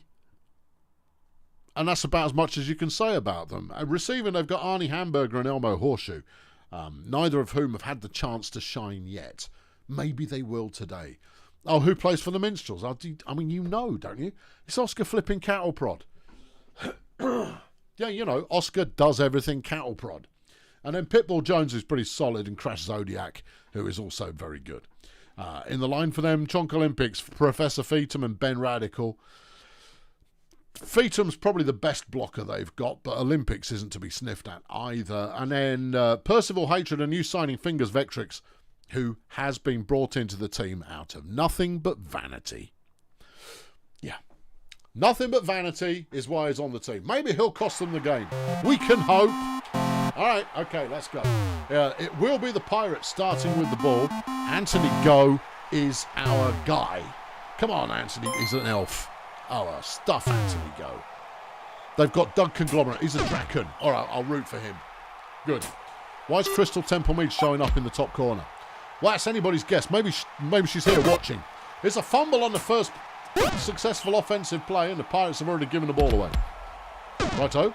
Okay, yeah. Nothing for the Minstrels on first down. Nothing for them on second down. 3rd and 11. Pitbull Jones on a good run. Can't convert, and the Pirates get the ball back. Anthony Go up the middle. Fumbles the ball. 2 for 2. That's good going from the Pirates. Prod with the carry. Just short of the first down. Here's Zodiac on 2nd and short. And there's the touchdown. Vectrix making the catch. Anthony Go runs with the ball and somehow keeps hold of it with his dainty little elven hands. Vectrix there with the deflection. 3rd and 7. Conglomerate tries to run it and gets nothing. Here's Cattle Prod. It's a first down and he's still going. He manages to trip over Anthony Goat to stop the run, but only after 18 yards. Crash Zodiac takes off and gets 2 after being unable to find a target. Pitbull Jones finds Vectrix wide open. Touchdown. 14 plays gone, and the Minstrels are up by 2. Here's Anthony Go. He completes to Elmo Horseshoe, who manages to break a couple of tackles. Not bad for a flimsy little elf boy. Yeah. Okay, 2nd and 8, and Conglomerate gets 1 yard. Here's Anthony Go. He's fumbled the ball again, would you believe it? But he fumbled it directly to a Dragon, who carried it an additional 14 yards. I think Anthony Go's fumbled it 3 times. That's a lot. It is a lot. But it is raining, and then they throw the interception since the fumble wasn't working for them. Percival Hatred picking it off. Look at this elf go. It's ridiculous. I mean, that'd have got to have been a 40-plus yards interception return. And the Minstrels are back in charge. I don't think they ever stop being in charge. Here's a 3rd and 10. Pitbull Jones. What's he doing? He's throwing to the flat where there is nothing for him to aim at. Anthony Go on first down. Throws. Finds Horseshoe. Horseshoe breaks the tackle and gets 22 yards. Not bad. Here's Suture on first down. Runs for no yards. Hooray. Doug Conglomerate now with the moves. He's in. He's there. He gets the first down and then fumbles.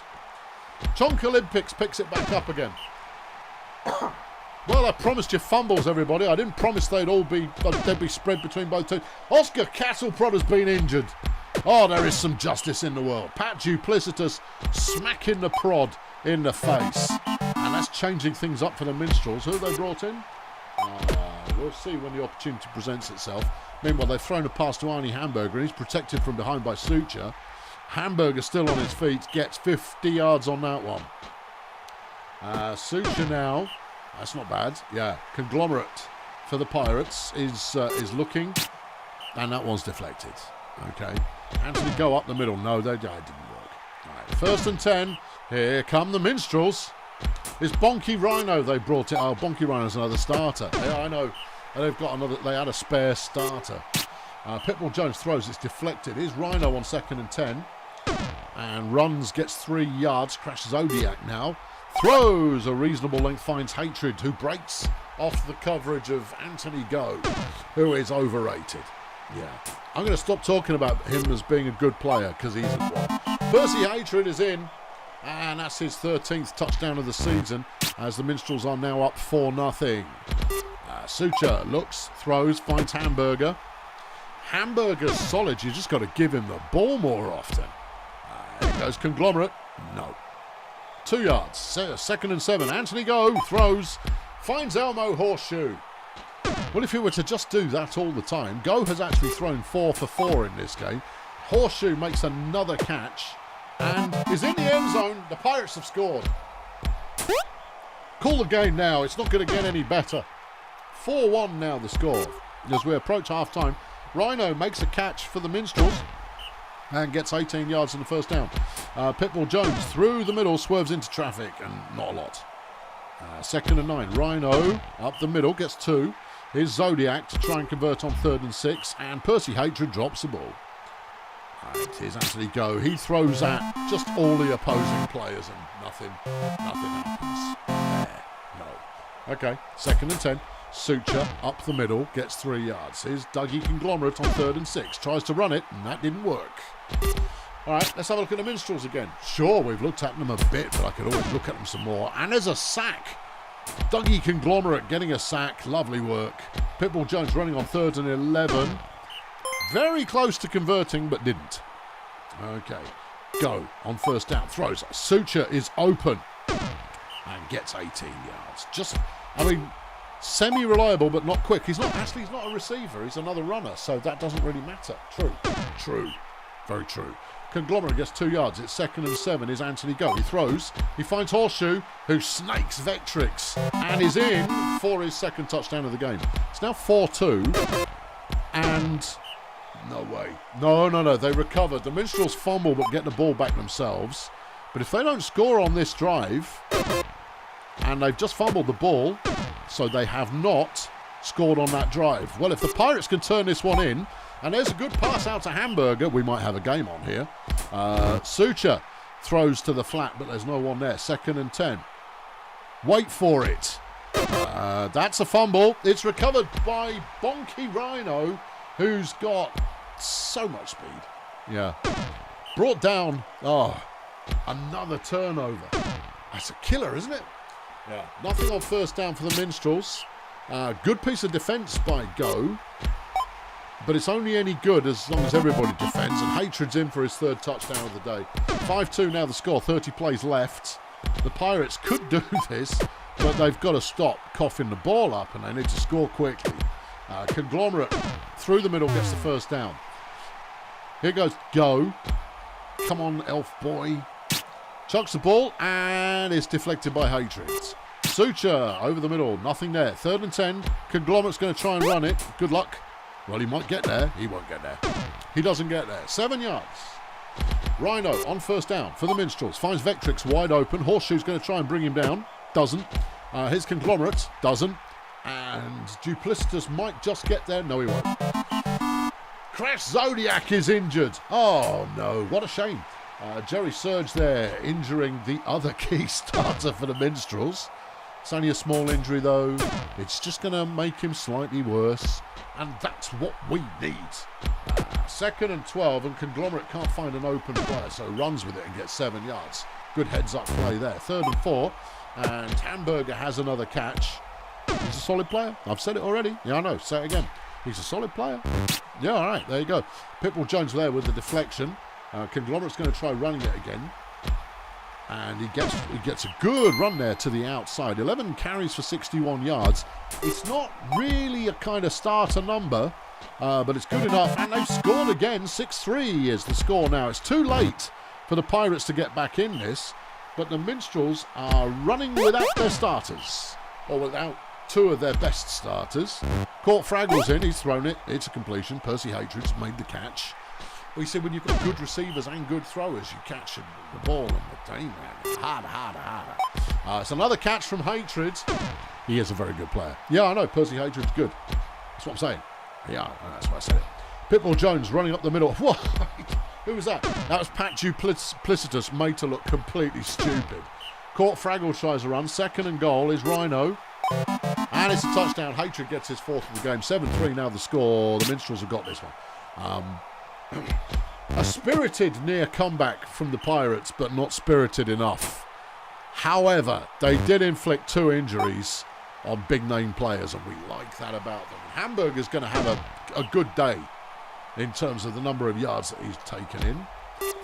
Only if you care about such things. Surely, hold on, that was someone fumbling it. Well, these things happen, don't they? I mean, that's all part of the weather. It's certainly part of the weather. Go gets another deflection. Jones up the middle for the Minstrels. Gets 7. Only 43 yards. He is their kind of main runner, I would say. I mean, maybe Zodiac runs more. Not at the moment, he doesn't. He's in hospital. But under normal circumstances, good pass there to Horseshoe, who could go all the way. He's been closed down by a giant flipping Minotaur. But he gets 45 yards anyway. Get another touchdown.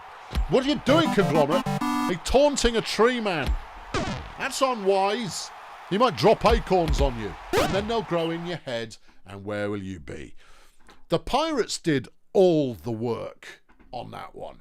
All the work. And they came up short. 7-4 the final score. Pirates 538 yards.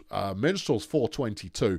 It was the turnovers. Just killed by 5 fumbles for the Pirates. 5! Dear me. It's Percy Hatred who gets star player of the game. 178 yards receiving, 3 pancakes, 4 touchdowns, 2 pass deflections, and an interception, and a partridge in a pear tree. Jerry Surge over on the Pirates. Does well because he injured someone. No other reason at all. Okay, and that's why Pat Duplicitus is also mentioned. 1 injury and 1 pass deflection. That's my day's work done. Don't mind if I do. Arnie Hamburger, 170 yards receiving. That's not as many as I thought it was going to be. Yeah, but that's how many it is. It's how many it is. A solid effort from the Pirates, but the Minstrels reign supreme still. Our 2 big gun teams remain big gun teams. What a bore. I know. It will happen. Someday it will happen. Next up, you've got the Of City Axemen. This could be an absolute banger of a game. The Of City Axemen are taking on the Bumson Medics. Both teams, 3 wins this season. Whew. Yeah, what's the weather look like? Standard. Okay. All right. Yeah. Whew. It is the number 1 defense in the league. In the form of the Of City Axemen. They give up the fewest yards of anyone. Number 1 rush defense, number 4 pass defense. Ouch. And number 2 for the number of points conceded. This could be a very boring game. I might actually start rooting for the Medics. All right, well, the Medics' defense is pretty good as well. And neither side's offense is particularly spectacular. Yeah. Ask Wolf how to beat the Minstrels. Why? No one's beat the Minstrels in a long time. Wolf hasn't beaten anybody in a long time. No offence to Wolf, but his team is very much work back in progress again. Right, on Of City, you've got Chubbs Beaver, who runs it. Wonder Blue Pill, who does a bit of everything, but mostly sacks opposing team members, and is a demon. And then Chad Hammer, who likes to chuck it around a bit. In the line, you've got Randy Shanghai, Tarquinius Bangfish, and Cliff Goat Scream. All of whom are pretty capable. And then Buttercup Guns, last season's sack leader. Buttercup Guns is in the lineup. Cynthia Wrestling Mask is there as well, who does have a couple of interceptions this season. This is just a nasty defensive team. On the Medics, it's Martian Jackhammer, who's over 1,000 yards already this year. Yes. Alongside Maurice Shame, who does everything. Apparently doesn't care, just likes the ball. Rather too much. So does Judy Conspiracy, for that matter. Blocking for them, you've got Chaz Contraband, Zesty Lumber, and Dante Intestines. And Chaz Contraband is the one to watch out for. Yes, indeed. Fink Conduct and Kof Zerma, the superstar rookie Kof Zerma. Kof Zerma, trust me, just a superb player. Superb player. Brother Kane's chucked 20 quid in a bucket. Thanks, Kane. I appreciate that a great deal. No, that's lovely. Let's get to the game. Let's see if we can't get some high violence. Because that's what the kids want. Oh, it's foggy. It's not a lovely day at all. It's a foggy old day. Well, okay. Well, that's Kof Zerma ruled out of things because she's a receiver. Yeah. Is Kof's a female name, is it? It is in my head. Righto. Martian Jackhammer for the Medics takes off on the run on first down and gets nothing. Maurice Shane looks to pass, finds Conduct, who will get the first down and change. 18 yards on that one. Is Judy Conspiracy the captain? Flipping Nora. Look at that bastard go. 25 yards in the blink of an eye. Well, if she gets blocked, she's going. Yeah. Shane throws, finds Conduct, who has the first down again. Give me the bastard. Here she comes. It got 6 yards there. It wasn't as spectacular, but it's still pretty quick. Guns gets a sack. Oh, you do surprise me. 3rd and 5, nothing doing. And the Axemen take over. Here goes Beaver. He breaks a tackle and stays on his feet. Chaz Contraband too slow to make the tackle. But that was Judy Conspiracy came in and forced a fumble. Fast and mean. Great. 3rd and 10, Conspiracy with the run, but no blocks were present, and she gets squished by lots of very large players. Off City take over. Chubbs Beaver, a nice 19-yard run on 1st down. Here's Hammer looking for a target. Can't find one, so decides to just trot on himself. Guarded by Blue Pill, who didn't notice that he needed the help behind, but that's okay. On 1st down, Blue Pill takes off. Has blockers everywhere. Conduct will shut this play. No. That's nuts. A 52-yard touchdown run from Wanda Blue Pill, breaking 2 tackles late on, and there's another fumble. Blue Pill picks it up, and and there's an injury, just in case you wanted one. Dante Intestines is down, injured by Cynthia Wrestling Mask of the Axemen. So the medics are down one of their starters, and Wanda Blue Pill just looks insane, but not as insane as Judy Conspiracy. No, she is rather like Wile E. Coyote riding a rocket into a side of a cliff, though. Yeah, that's certainly plausible. 3rd and short, Conspiracy. Couldn't make it work, and the Axemen take over. Here's Chubbsy Beaver. He's on the move. He's up the middle. And Zesty Lumber for the medics has been injured by Tarquinius Bangfish. Well, the injuries are coming thick and fast, friends. I mean, that's what we asked for this week. It is what we asked for. You're right. However, Off City at the moment are doing all of the scoring. The medics look like they can go at any time. That's the interesting thing, is they might not be getting into opposing territory, but at any point they could be off and running. Zerma gets her first touch of the game with a 1st down catch. The subsequent 1st down gets nothing. Conspiracy tries throwing it, but don't do that. If you've got a block, just take off. You're like grease flipping lightning that has been re-greased twice. Yeah. 2nd and 7. And a big old sack there. Fumbled. And Blue Pill picked it up and advanced it, but it didn't get the 1st down. 3rd and 6. Blue Pill now carrying. Gets the 1st down. Fumbles it again. Fumbles it into the hands of Chubbs Beaver, who decides to keep running. And he fumbles it. And it's picked up by Judy Conspiracy.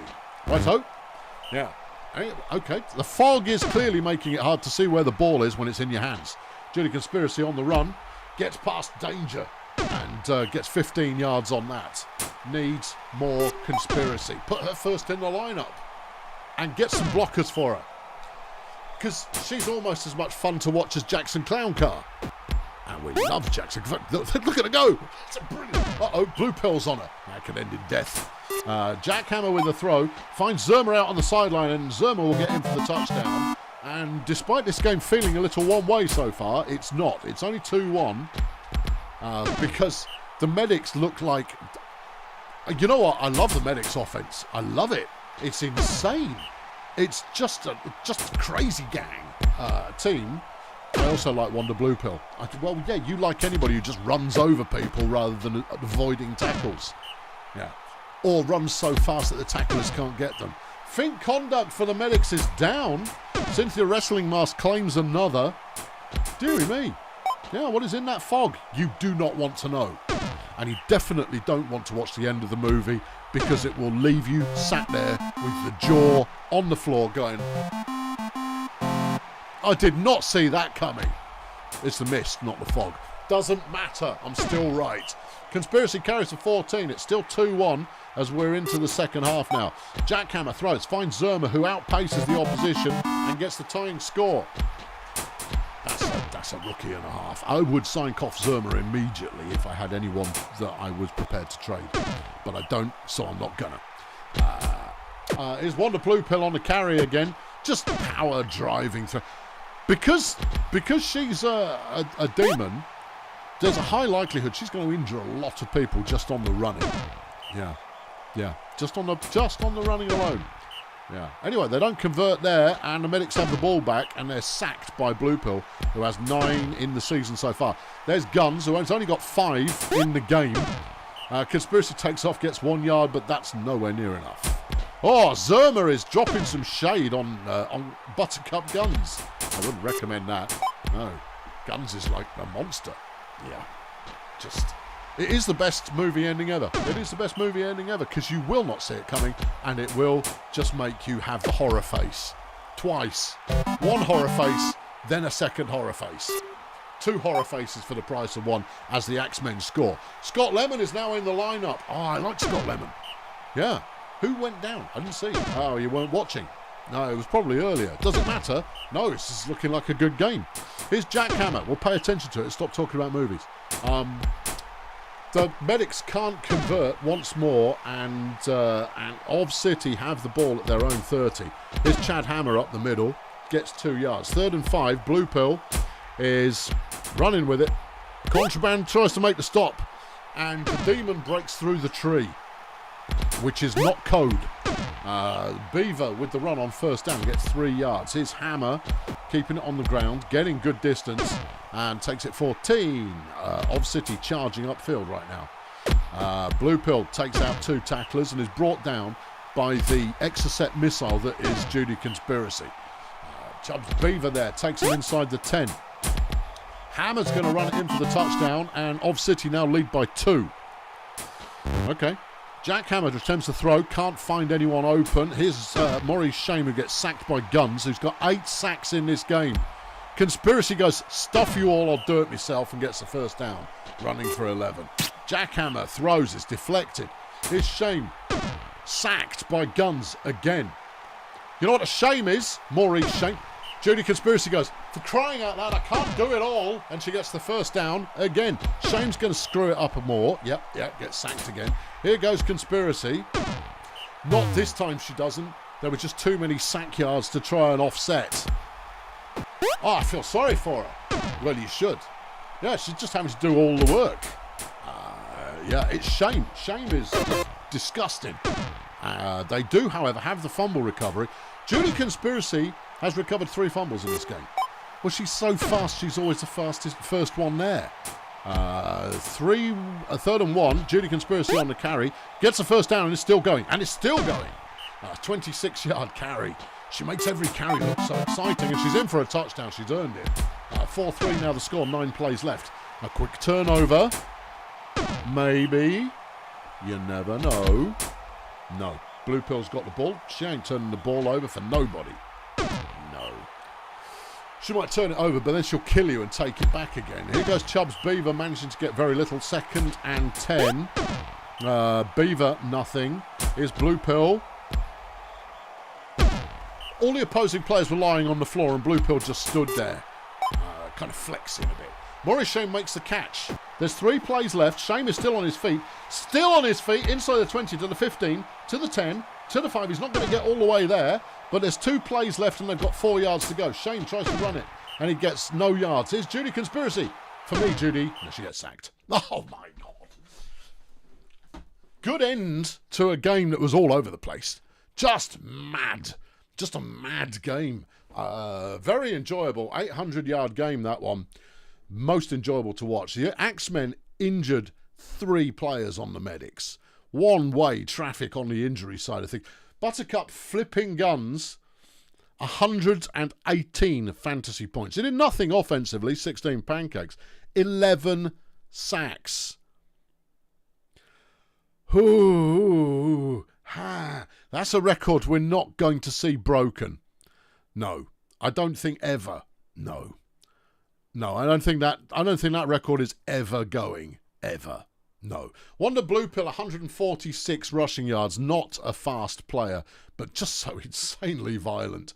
Martian Jackhammer threw for 208. Judy Conspiracy running for 165. I'd try her out at receiver. Because if she can get open, it's like, well, it's another clown car. That's what you're looking at. Zerma wasn't really a factor in this game. Got a sack and a little bit of receiving yards, but nothing to write home about. 69 pancakes for Randy Shanghai. That's solid. Yeah. Is that it? Yeah, I think we're done on the summary. Well, we found our player of the week. Yeah, I know. It's that giant flipping monkey. It is that giant flipping monkey. Right.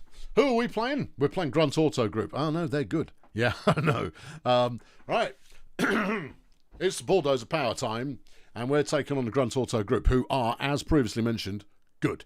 They also have a very good pass defence, which is unfortunate because I have a pass offence and no real ground game yet. Next week, I might have a ground game. This week, I don't have one. What we do have is a decent defence, and that's helped us a lot so far. The lineup, Chet Vacant, Surgeon General, and Julie Hardware, who is going, I'm a receiver, stop making me run the ball. Well, tough, Julie, do your job. Blocking, Steve Morrie, you know his name. He's there, he's here, he's everywhere. He's the league's #1 tackler, just in case you wondered. Alongside Santino Bananas and Ed the Big Mother, who is lamenting that he no longer gets to run the ball, but no one blocks for him, so that's why. Ron Bongos was a delight as a receiver in his debut last week, alongside Quebec Spire, who's been solid all season. Over on Grunt Auto Group, it's Bingo Hazmat. He's good. He throws, he runs, he likes to play with guns. Bingo Hazmat, it's Hazmat.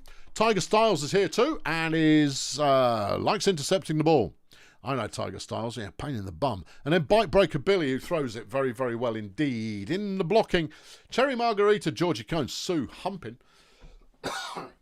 Cherry Margarita is an absolute beast and will have, I don't know, one of my three lying on their back for most of the game, and not in a positive way. Frida Vibraphone and Tequila Pamplemousse doing the old receiving there. Pamplemousse, the rookie, having a very nice start to the season. Yeah. Okay, let's go. I'm not looking forward to watching this. This could be horrible. It's foggy. Oh no, that doesn't work for me. Grunt are starting the game, and it's their captain, Bingo Hazmat, who is an elf. Kill him!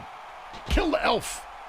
Hazmat runs, gets 2 whole yards. All right. Here goes Billy. He's going to try and air it out, and that one's deflected by Big Ed, the Big Mother. Tiger Styles tries to air it out, and that's deflected by Surgeon General. Here we come. Chet sacked. That's his move. Okay, here's Julie Hardware on second down. He's thrown it. It's caught by Bongos, who breaks 2 tackles and gets us a first down. Nice one, Ron. Here's the surgeon. The surgeon picks out Bongos again, and he's in for a touchdown. Whoop, whoop, whoop.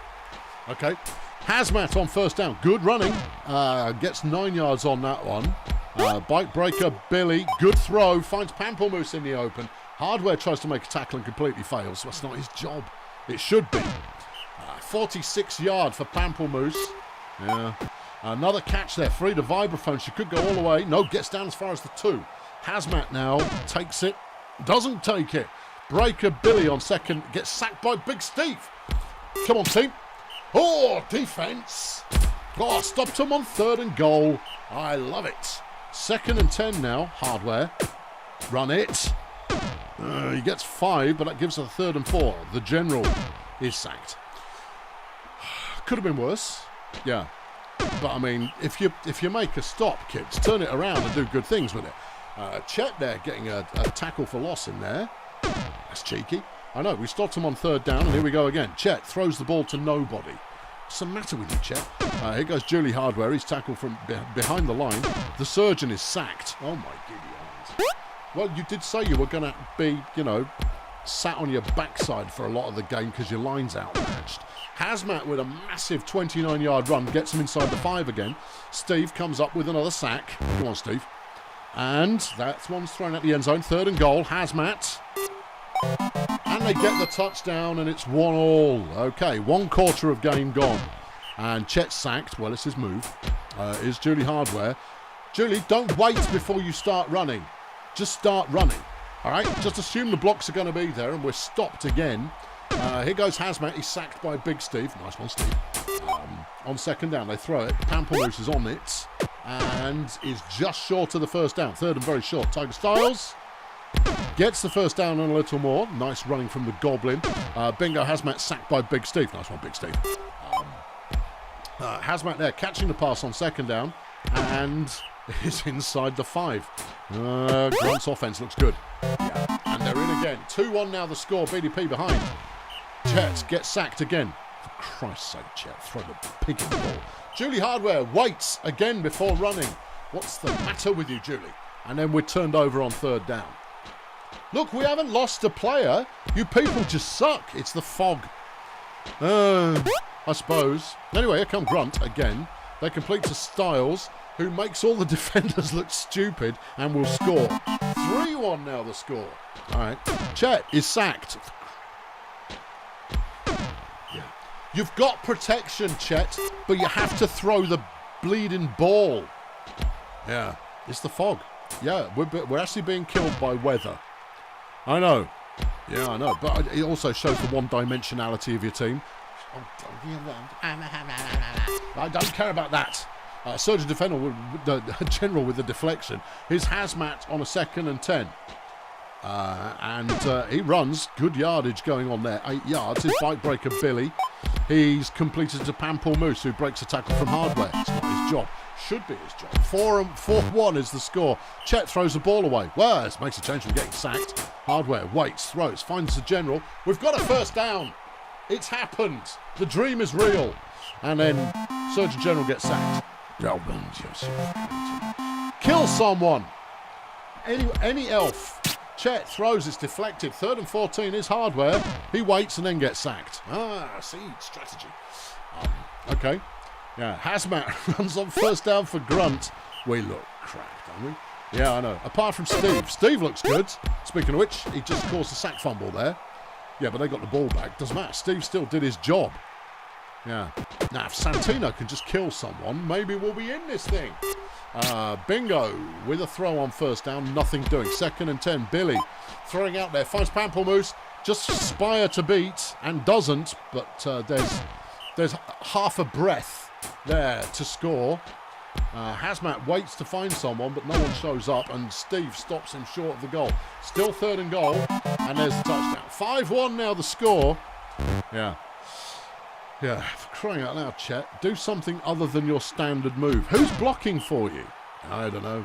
It's 3rd and 10 again, and we're sacked again. How many sacks have we given up? All of them. All of the sacks. We've given up all of the sacks, and it's because of the fog. Santino got a sack. That's nice. you get a sack and you get one. Everyone gets sacked. It's a special sack holiday. 1st and 10. Grunt in charge. Bingo Hazmat with the ball. He's running. He's got the first down. Here goes bike breaker Billy looking for an open target. He finds Hazmat. Hazmat outpaces Vacant but gets brought down by Quebec. Tiger looking to throw. No, decides not to and runs it in. 6-1. Well, Grunt have won this game. Yeah. Chet completes a pass. And it's Ron Bongos who receives it. Joe's chucked 20 quid in the bucket. Thank you, Joe. Chet receives a pass. Well, hey, makes a change, I suppose. Here's the General. And he threw it optimistically in a fit of, we completed 2 plays back-to-back. That'll never last. Ron makes another completion there, and we got another first down. Julie Hardware still on his feet. He stopped there because he couldn't believe it. The General is sacked. Business as usual resumes. Here's Chet. He's sacked as well. Good. I didn't want my hopes building back up again. No, that would have been the wrong thing to happen. Yeah. Hazmat completes a pass out to Styles. No, that was Billy. Hazmat, I think, was doing some blocking. Oh, okay. Yeah, I don't know what I was watching, but that's clearly what it was. Yeah. Okay. 3rd and 9. Grunt having all day to pass. Finds Pamplemousse. Quebec will get the tackle, but I think that was Georgie Cones holding up a block there that just lasted into infinity. Hazmat with another good run. He really is a dual threat player.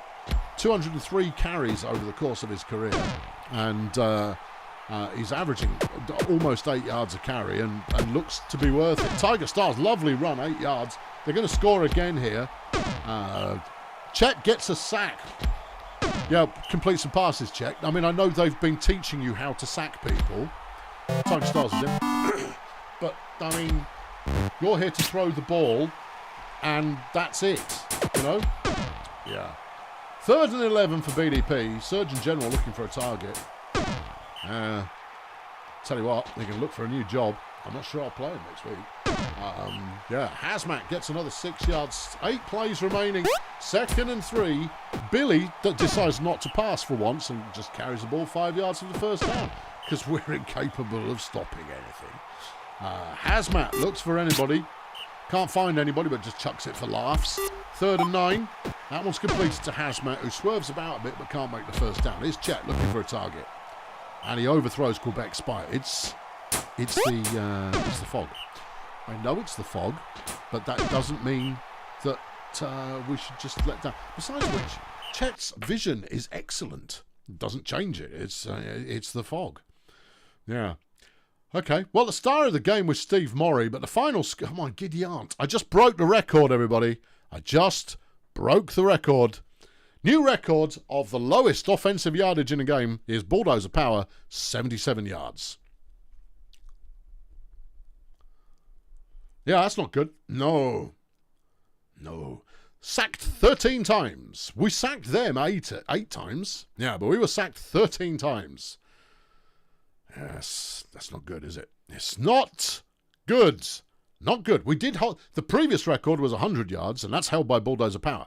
So, there's something really rotten in my offense. And his name is Chet Bacon. When he works, he's phenomenal. When he doesn't, well, you saw when he doesn't. Right, okay, he's still got the second highest fantasy points on our team. Steve Morrie got number 1. Yay. A tackle for loss, 5 sacks and 20 tackles. Yeah, we've been carried by Steve Morrie, and even then he can't carry us very far. No. Yeah. Am I downhearted? Well, a little bit. Yes, Cherry Margarita gets the number 1 player for Grunt. It's a divisional loss as well, which just make... I've lost 2 divisional games. I'm going to get them back so bad. So bad next week. I think it's the revenge week next week. Right, let's round up the remainder of the games. Here are the Wizard Hole Wizards taking on the Voodoo Boys. Both of these teams are good. Yeah, both good teams. This could go either way. The Voodoo Boys getting an early lead, though. Wizards pulling it back. Voodoo Boys stretching it back out again. Evan Doublehair's dead! That's huge. That is huge. Hang on. Fatality. Oh! And... Fatality. Evan Doublehair is an actual proper good player, and he's dead now. No, he did the killing. No. He's the dead one. No, I must know right now. Oh, boy. Oh, no. Oh, that's huge. That actually is a significant death there. Oh, no, it's worse than that. Oh, boy. For the Voodoo Boys, Evan Doublehair is dead, having been killed by Felonious Khan. And then Jemima Hertz is out on a season-ending injury inflicted by Sabutio Bongos.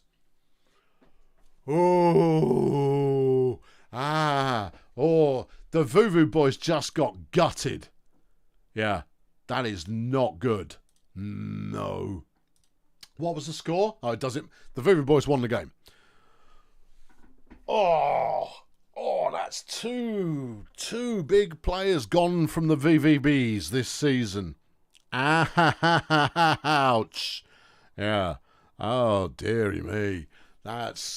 Oh, dear. Well, okay. Moving on. The Beekeepers are playing Colonel School. Both teams with 2 wins so far this season. Both teams could happen, but, maybe it will. Maybe it won't. Colonel School take the lead early. Daxter Hijack going down to an injury. Yeah, and the final score 4-0, Colonel School. Well, that was a bit of a nothing game. That was a bit of a nothing game. Yeah. Okay, yeah.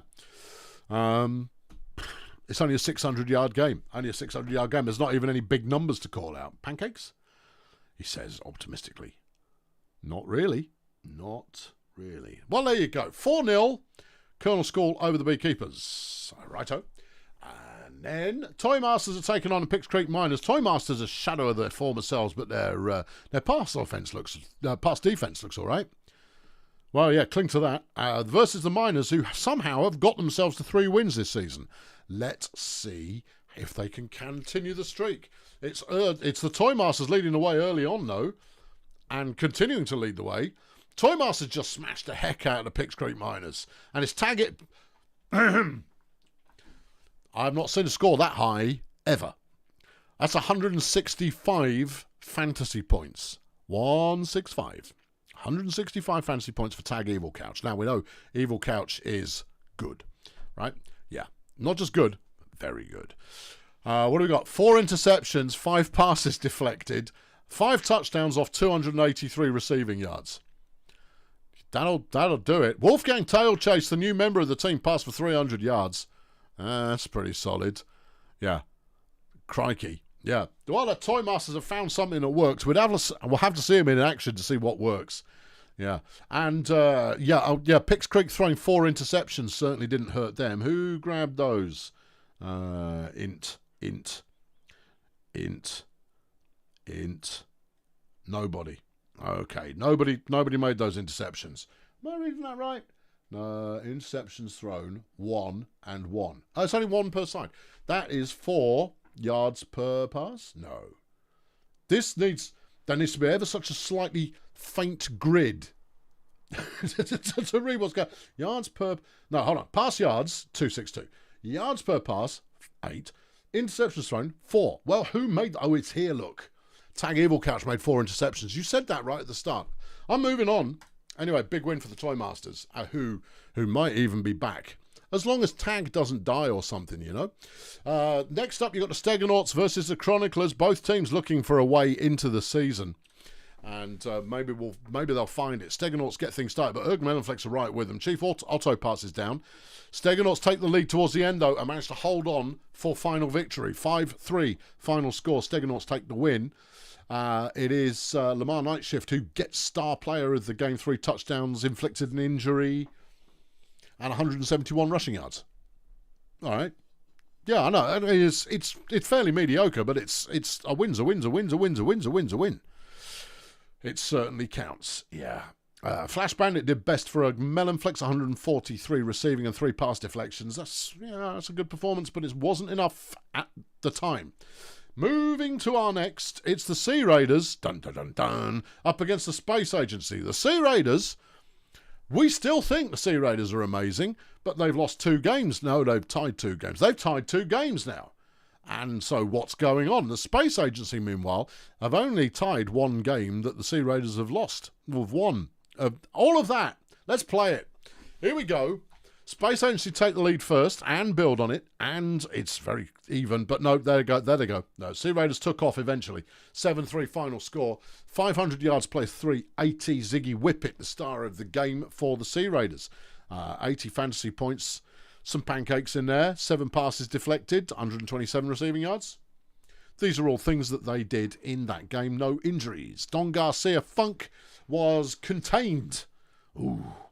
And he hates that. No one puts Garcia Funk in the corner. Alonzo Hottie, we might as well mention it, got 63 pancakes in that one. Solid. Okay, moving on. Sportsball Union, yay, are taking on the Sweaty Marsupials, who are looking for their first non-loss of the season. Will they find it here? Well, I mean, it's Sportsball. It's anybody's flaming guess.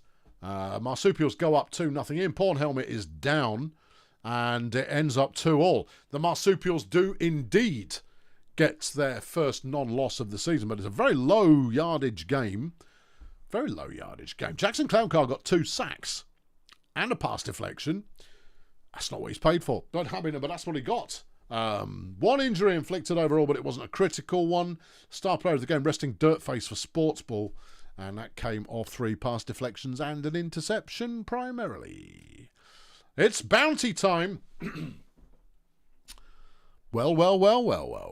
Sunshine Fun Bus have the opportunity to put up a bounty against Failurewood Hills. The choices are rich. Oh, these are nice choices. Justice Lemon, Lance Bonanza, or Des Eyeliner. Ooh, that's fun. Yeah, no, that is fun. Oh, looks like Steve Murray improved in training. Woohoo! But we'll worry about that in a minute. He doesn't need to improve in training. I know, but he has done anyway. Let's call up the Manager Moments page. Yeah. I mean, it's a tricky one to know who to put the bounty on here. I mean, obviously, you put the bounty on someone. Obviously, you do it. Obviously. But let's have a look at what the instructions say, just so that we're not wrong. I know Mark's in the house. So Mark, I know you're on your phone as well. But I will wait out your wisdom. Yeah, because you're probably busy driving a truck or something at the moment. Hey, some things take priority. Assigned bounty, no, unless they are a clear starter for the team and are not in their final year in the league. That's all 3 of them. Yeah. You want a bounty on Des Eyeliner? Right you are. Thank you. Good choice. Des Eyeliner gets the bounty. The Toymasters coach, Missy Sleep-A-Lot, would like the team to help with a local disaster. Oh, big choice. If you do decide to help, you'll gain 2 appeal, but the team will be down 10% durability in the next game. If you reject it, though, you lose 1 appeal. What do you want, Wolfgang? What's it going to be? Fresh off a win? Are you still buzzing off a big victory? And you go, we don't need 10 durability. Yeah. Durability, of course, is what prevents you from getting injured, hurt, or killed. It would be terrible if injured, hurt, or killed were to happen there. Would be terrible. Just terrible. Yeah. That would be catastrophic, wouldn't it? Wouldn't it? Just imagine if Tag Evil Couch would have the best game of his life and then die in the following game. Wouldn't you shed a tear? You're rejecting it. Yeah, there we go. Good choice. Next up, Colonel Space Agency's Bubbly Merchandise wants 4 weeks off for personal growth. Flipping Bubbly Merchandise has been yeeted from my team twice. Gain 2 appeal if you give her the time off, but they're out for 4 weeks. -1 appeal if you reject the request. KSA gets the choice. That's isn't that Packingham? I think it is, or Enrico, depending on the time of the week. Pretty sure. Yeah. All right, Enrico, what's it going to be? You're going to do it, okay? Right, Miss Bubbly Merchandise is out for 4 games. Meanwhile, okay, yeah, Cheerio Incorporated's Blythe Downhill has restructured Kooky Age. Not again. Should Blythe Downhill be chucked off the team? It looks like Blythe Downhill sucks. There's only a year 3 player. Yeah. So, boots Blythe or lose 4 appeal. Well, now. Yeah, that's Pablo. Have I seen you around? I think I have seen you around, Pablo. Pretty sure I did. Yep, yeah, there we go. Cheerio is in the house. Okay, Pablo, I'll wait your choice. Yeah. Drop them. Okay. Thank you. All right. Chucked off the team. Blythe Downhill. Failurwood Hills have the option to sign Blythe Downhill, but it will reject. It's a -1 increase in appeal, which is surely a 1 point decrease in appeal. I figure. Yeah. You never know. Yeah. So, look, Funbus got a mention, at least. That's a start. No training yet. But out of 32 teams, you get maybe 10 teams get a training thing. Yeah. There is a lot of luck of the draw going on, and then luck of the players. Yeah. Ims, are you around? Have I seen you, Ims? I don't know if I saw you or not. Ims is here.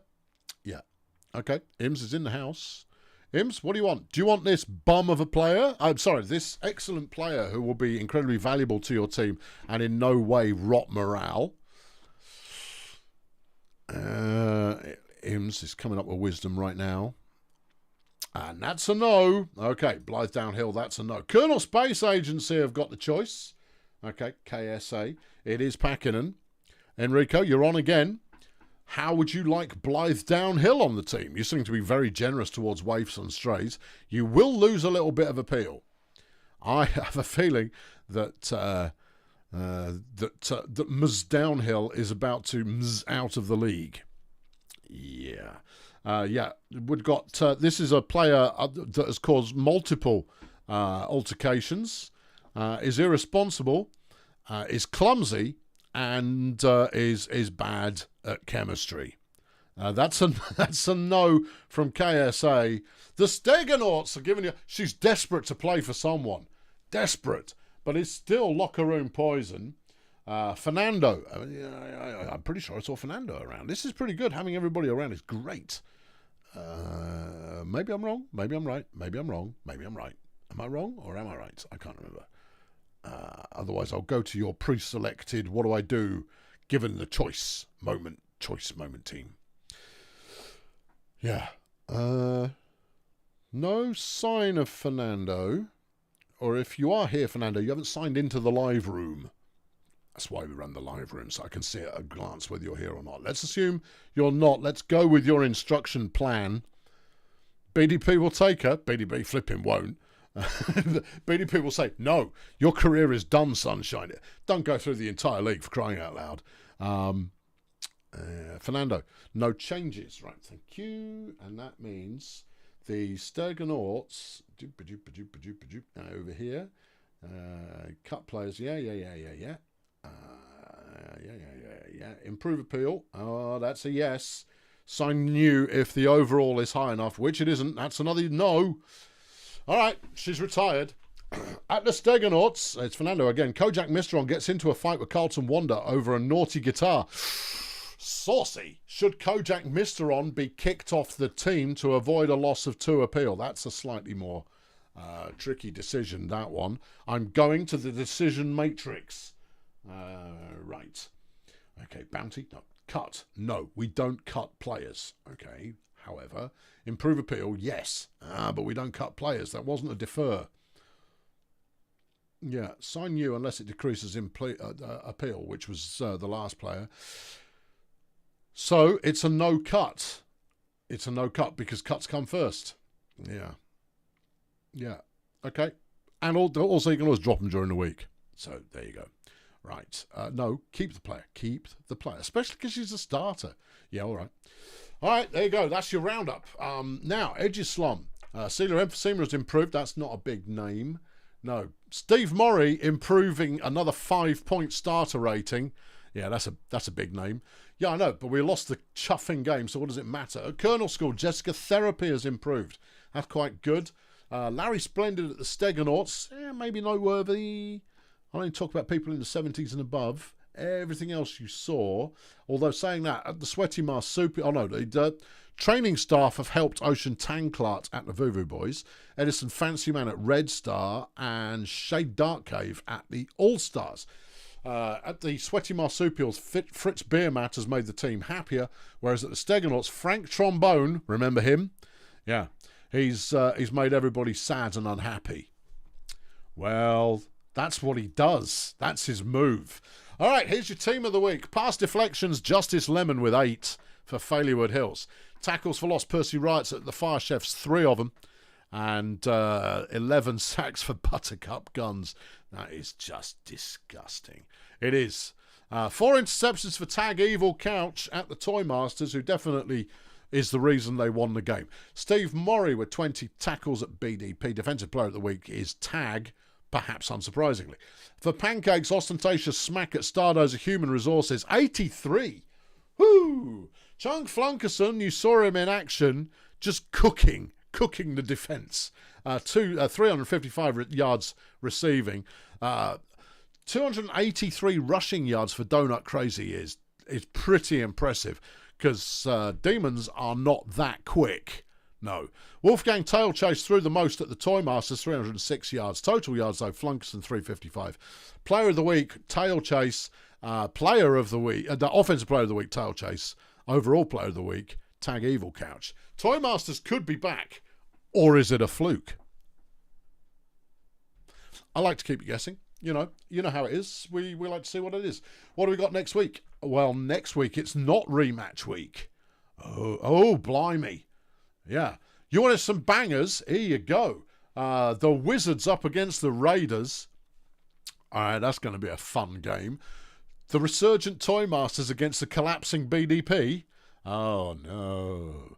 Yeah, especially given that their pass defence won them that game. Oh, no.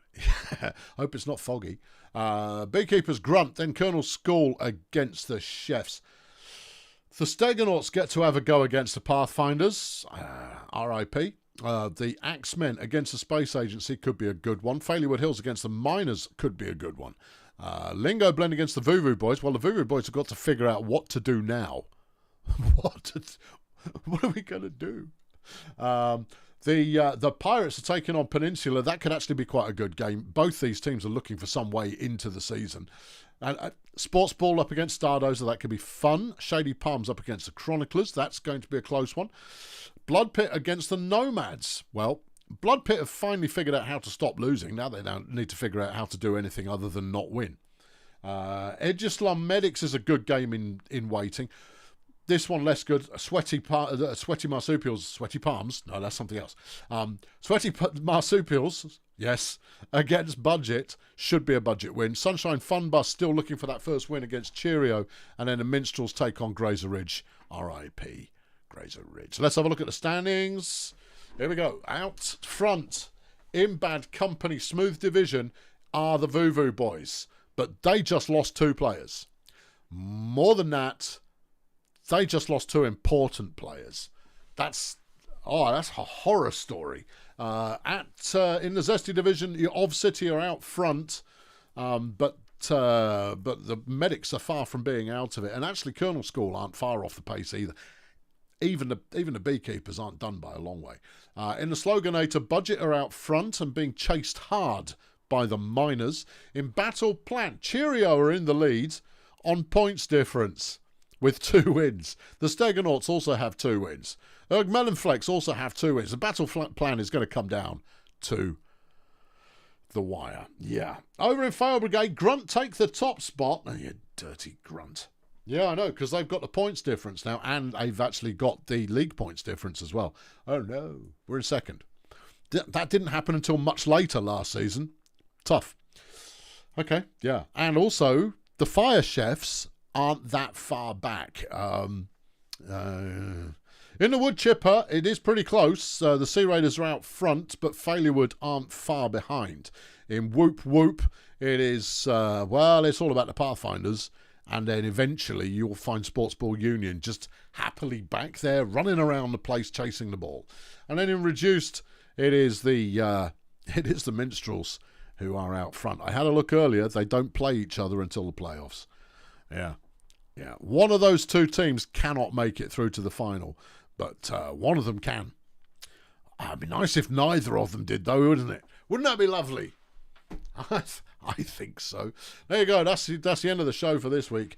I think it's fair to say got some bangers in there, and there were the deaths that we'd been promised. Deaths for you, deaths for me. Mostly deaths for the Voodoo boys. Yeah. No, and there was an inconsequential death on another team that we don't even talk about anymore. Yeah, but the loss of Evan Doublehair. Ooh, that's not good news. I've been Colonel Failure. Thanks very much for tuning in. We'll be back next week with more. Here is the brand new, brace yourself, outro. You ready? Cheerio. Yeah, I lied. I haven't got a new outro. I haven't had time. I'll do one this week. Don't make promises you know you're not going to keep. I might keep it. There you go. Maybe this is the new outro. It doesn't count. You need like swirling animations and explosions and lightning.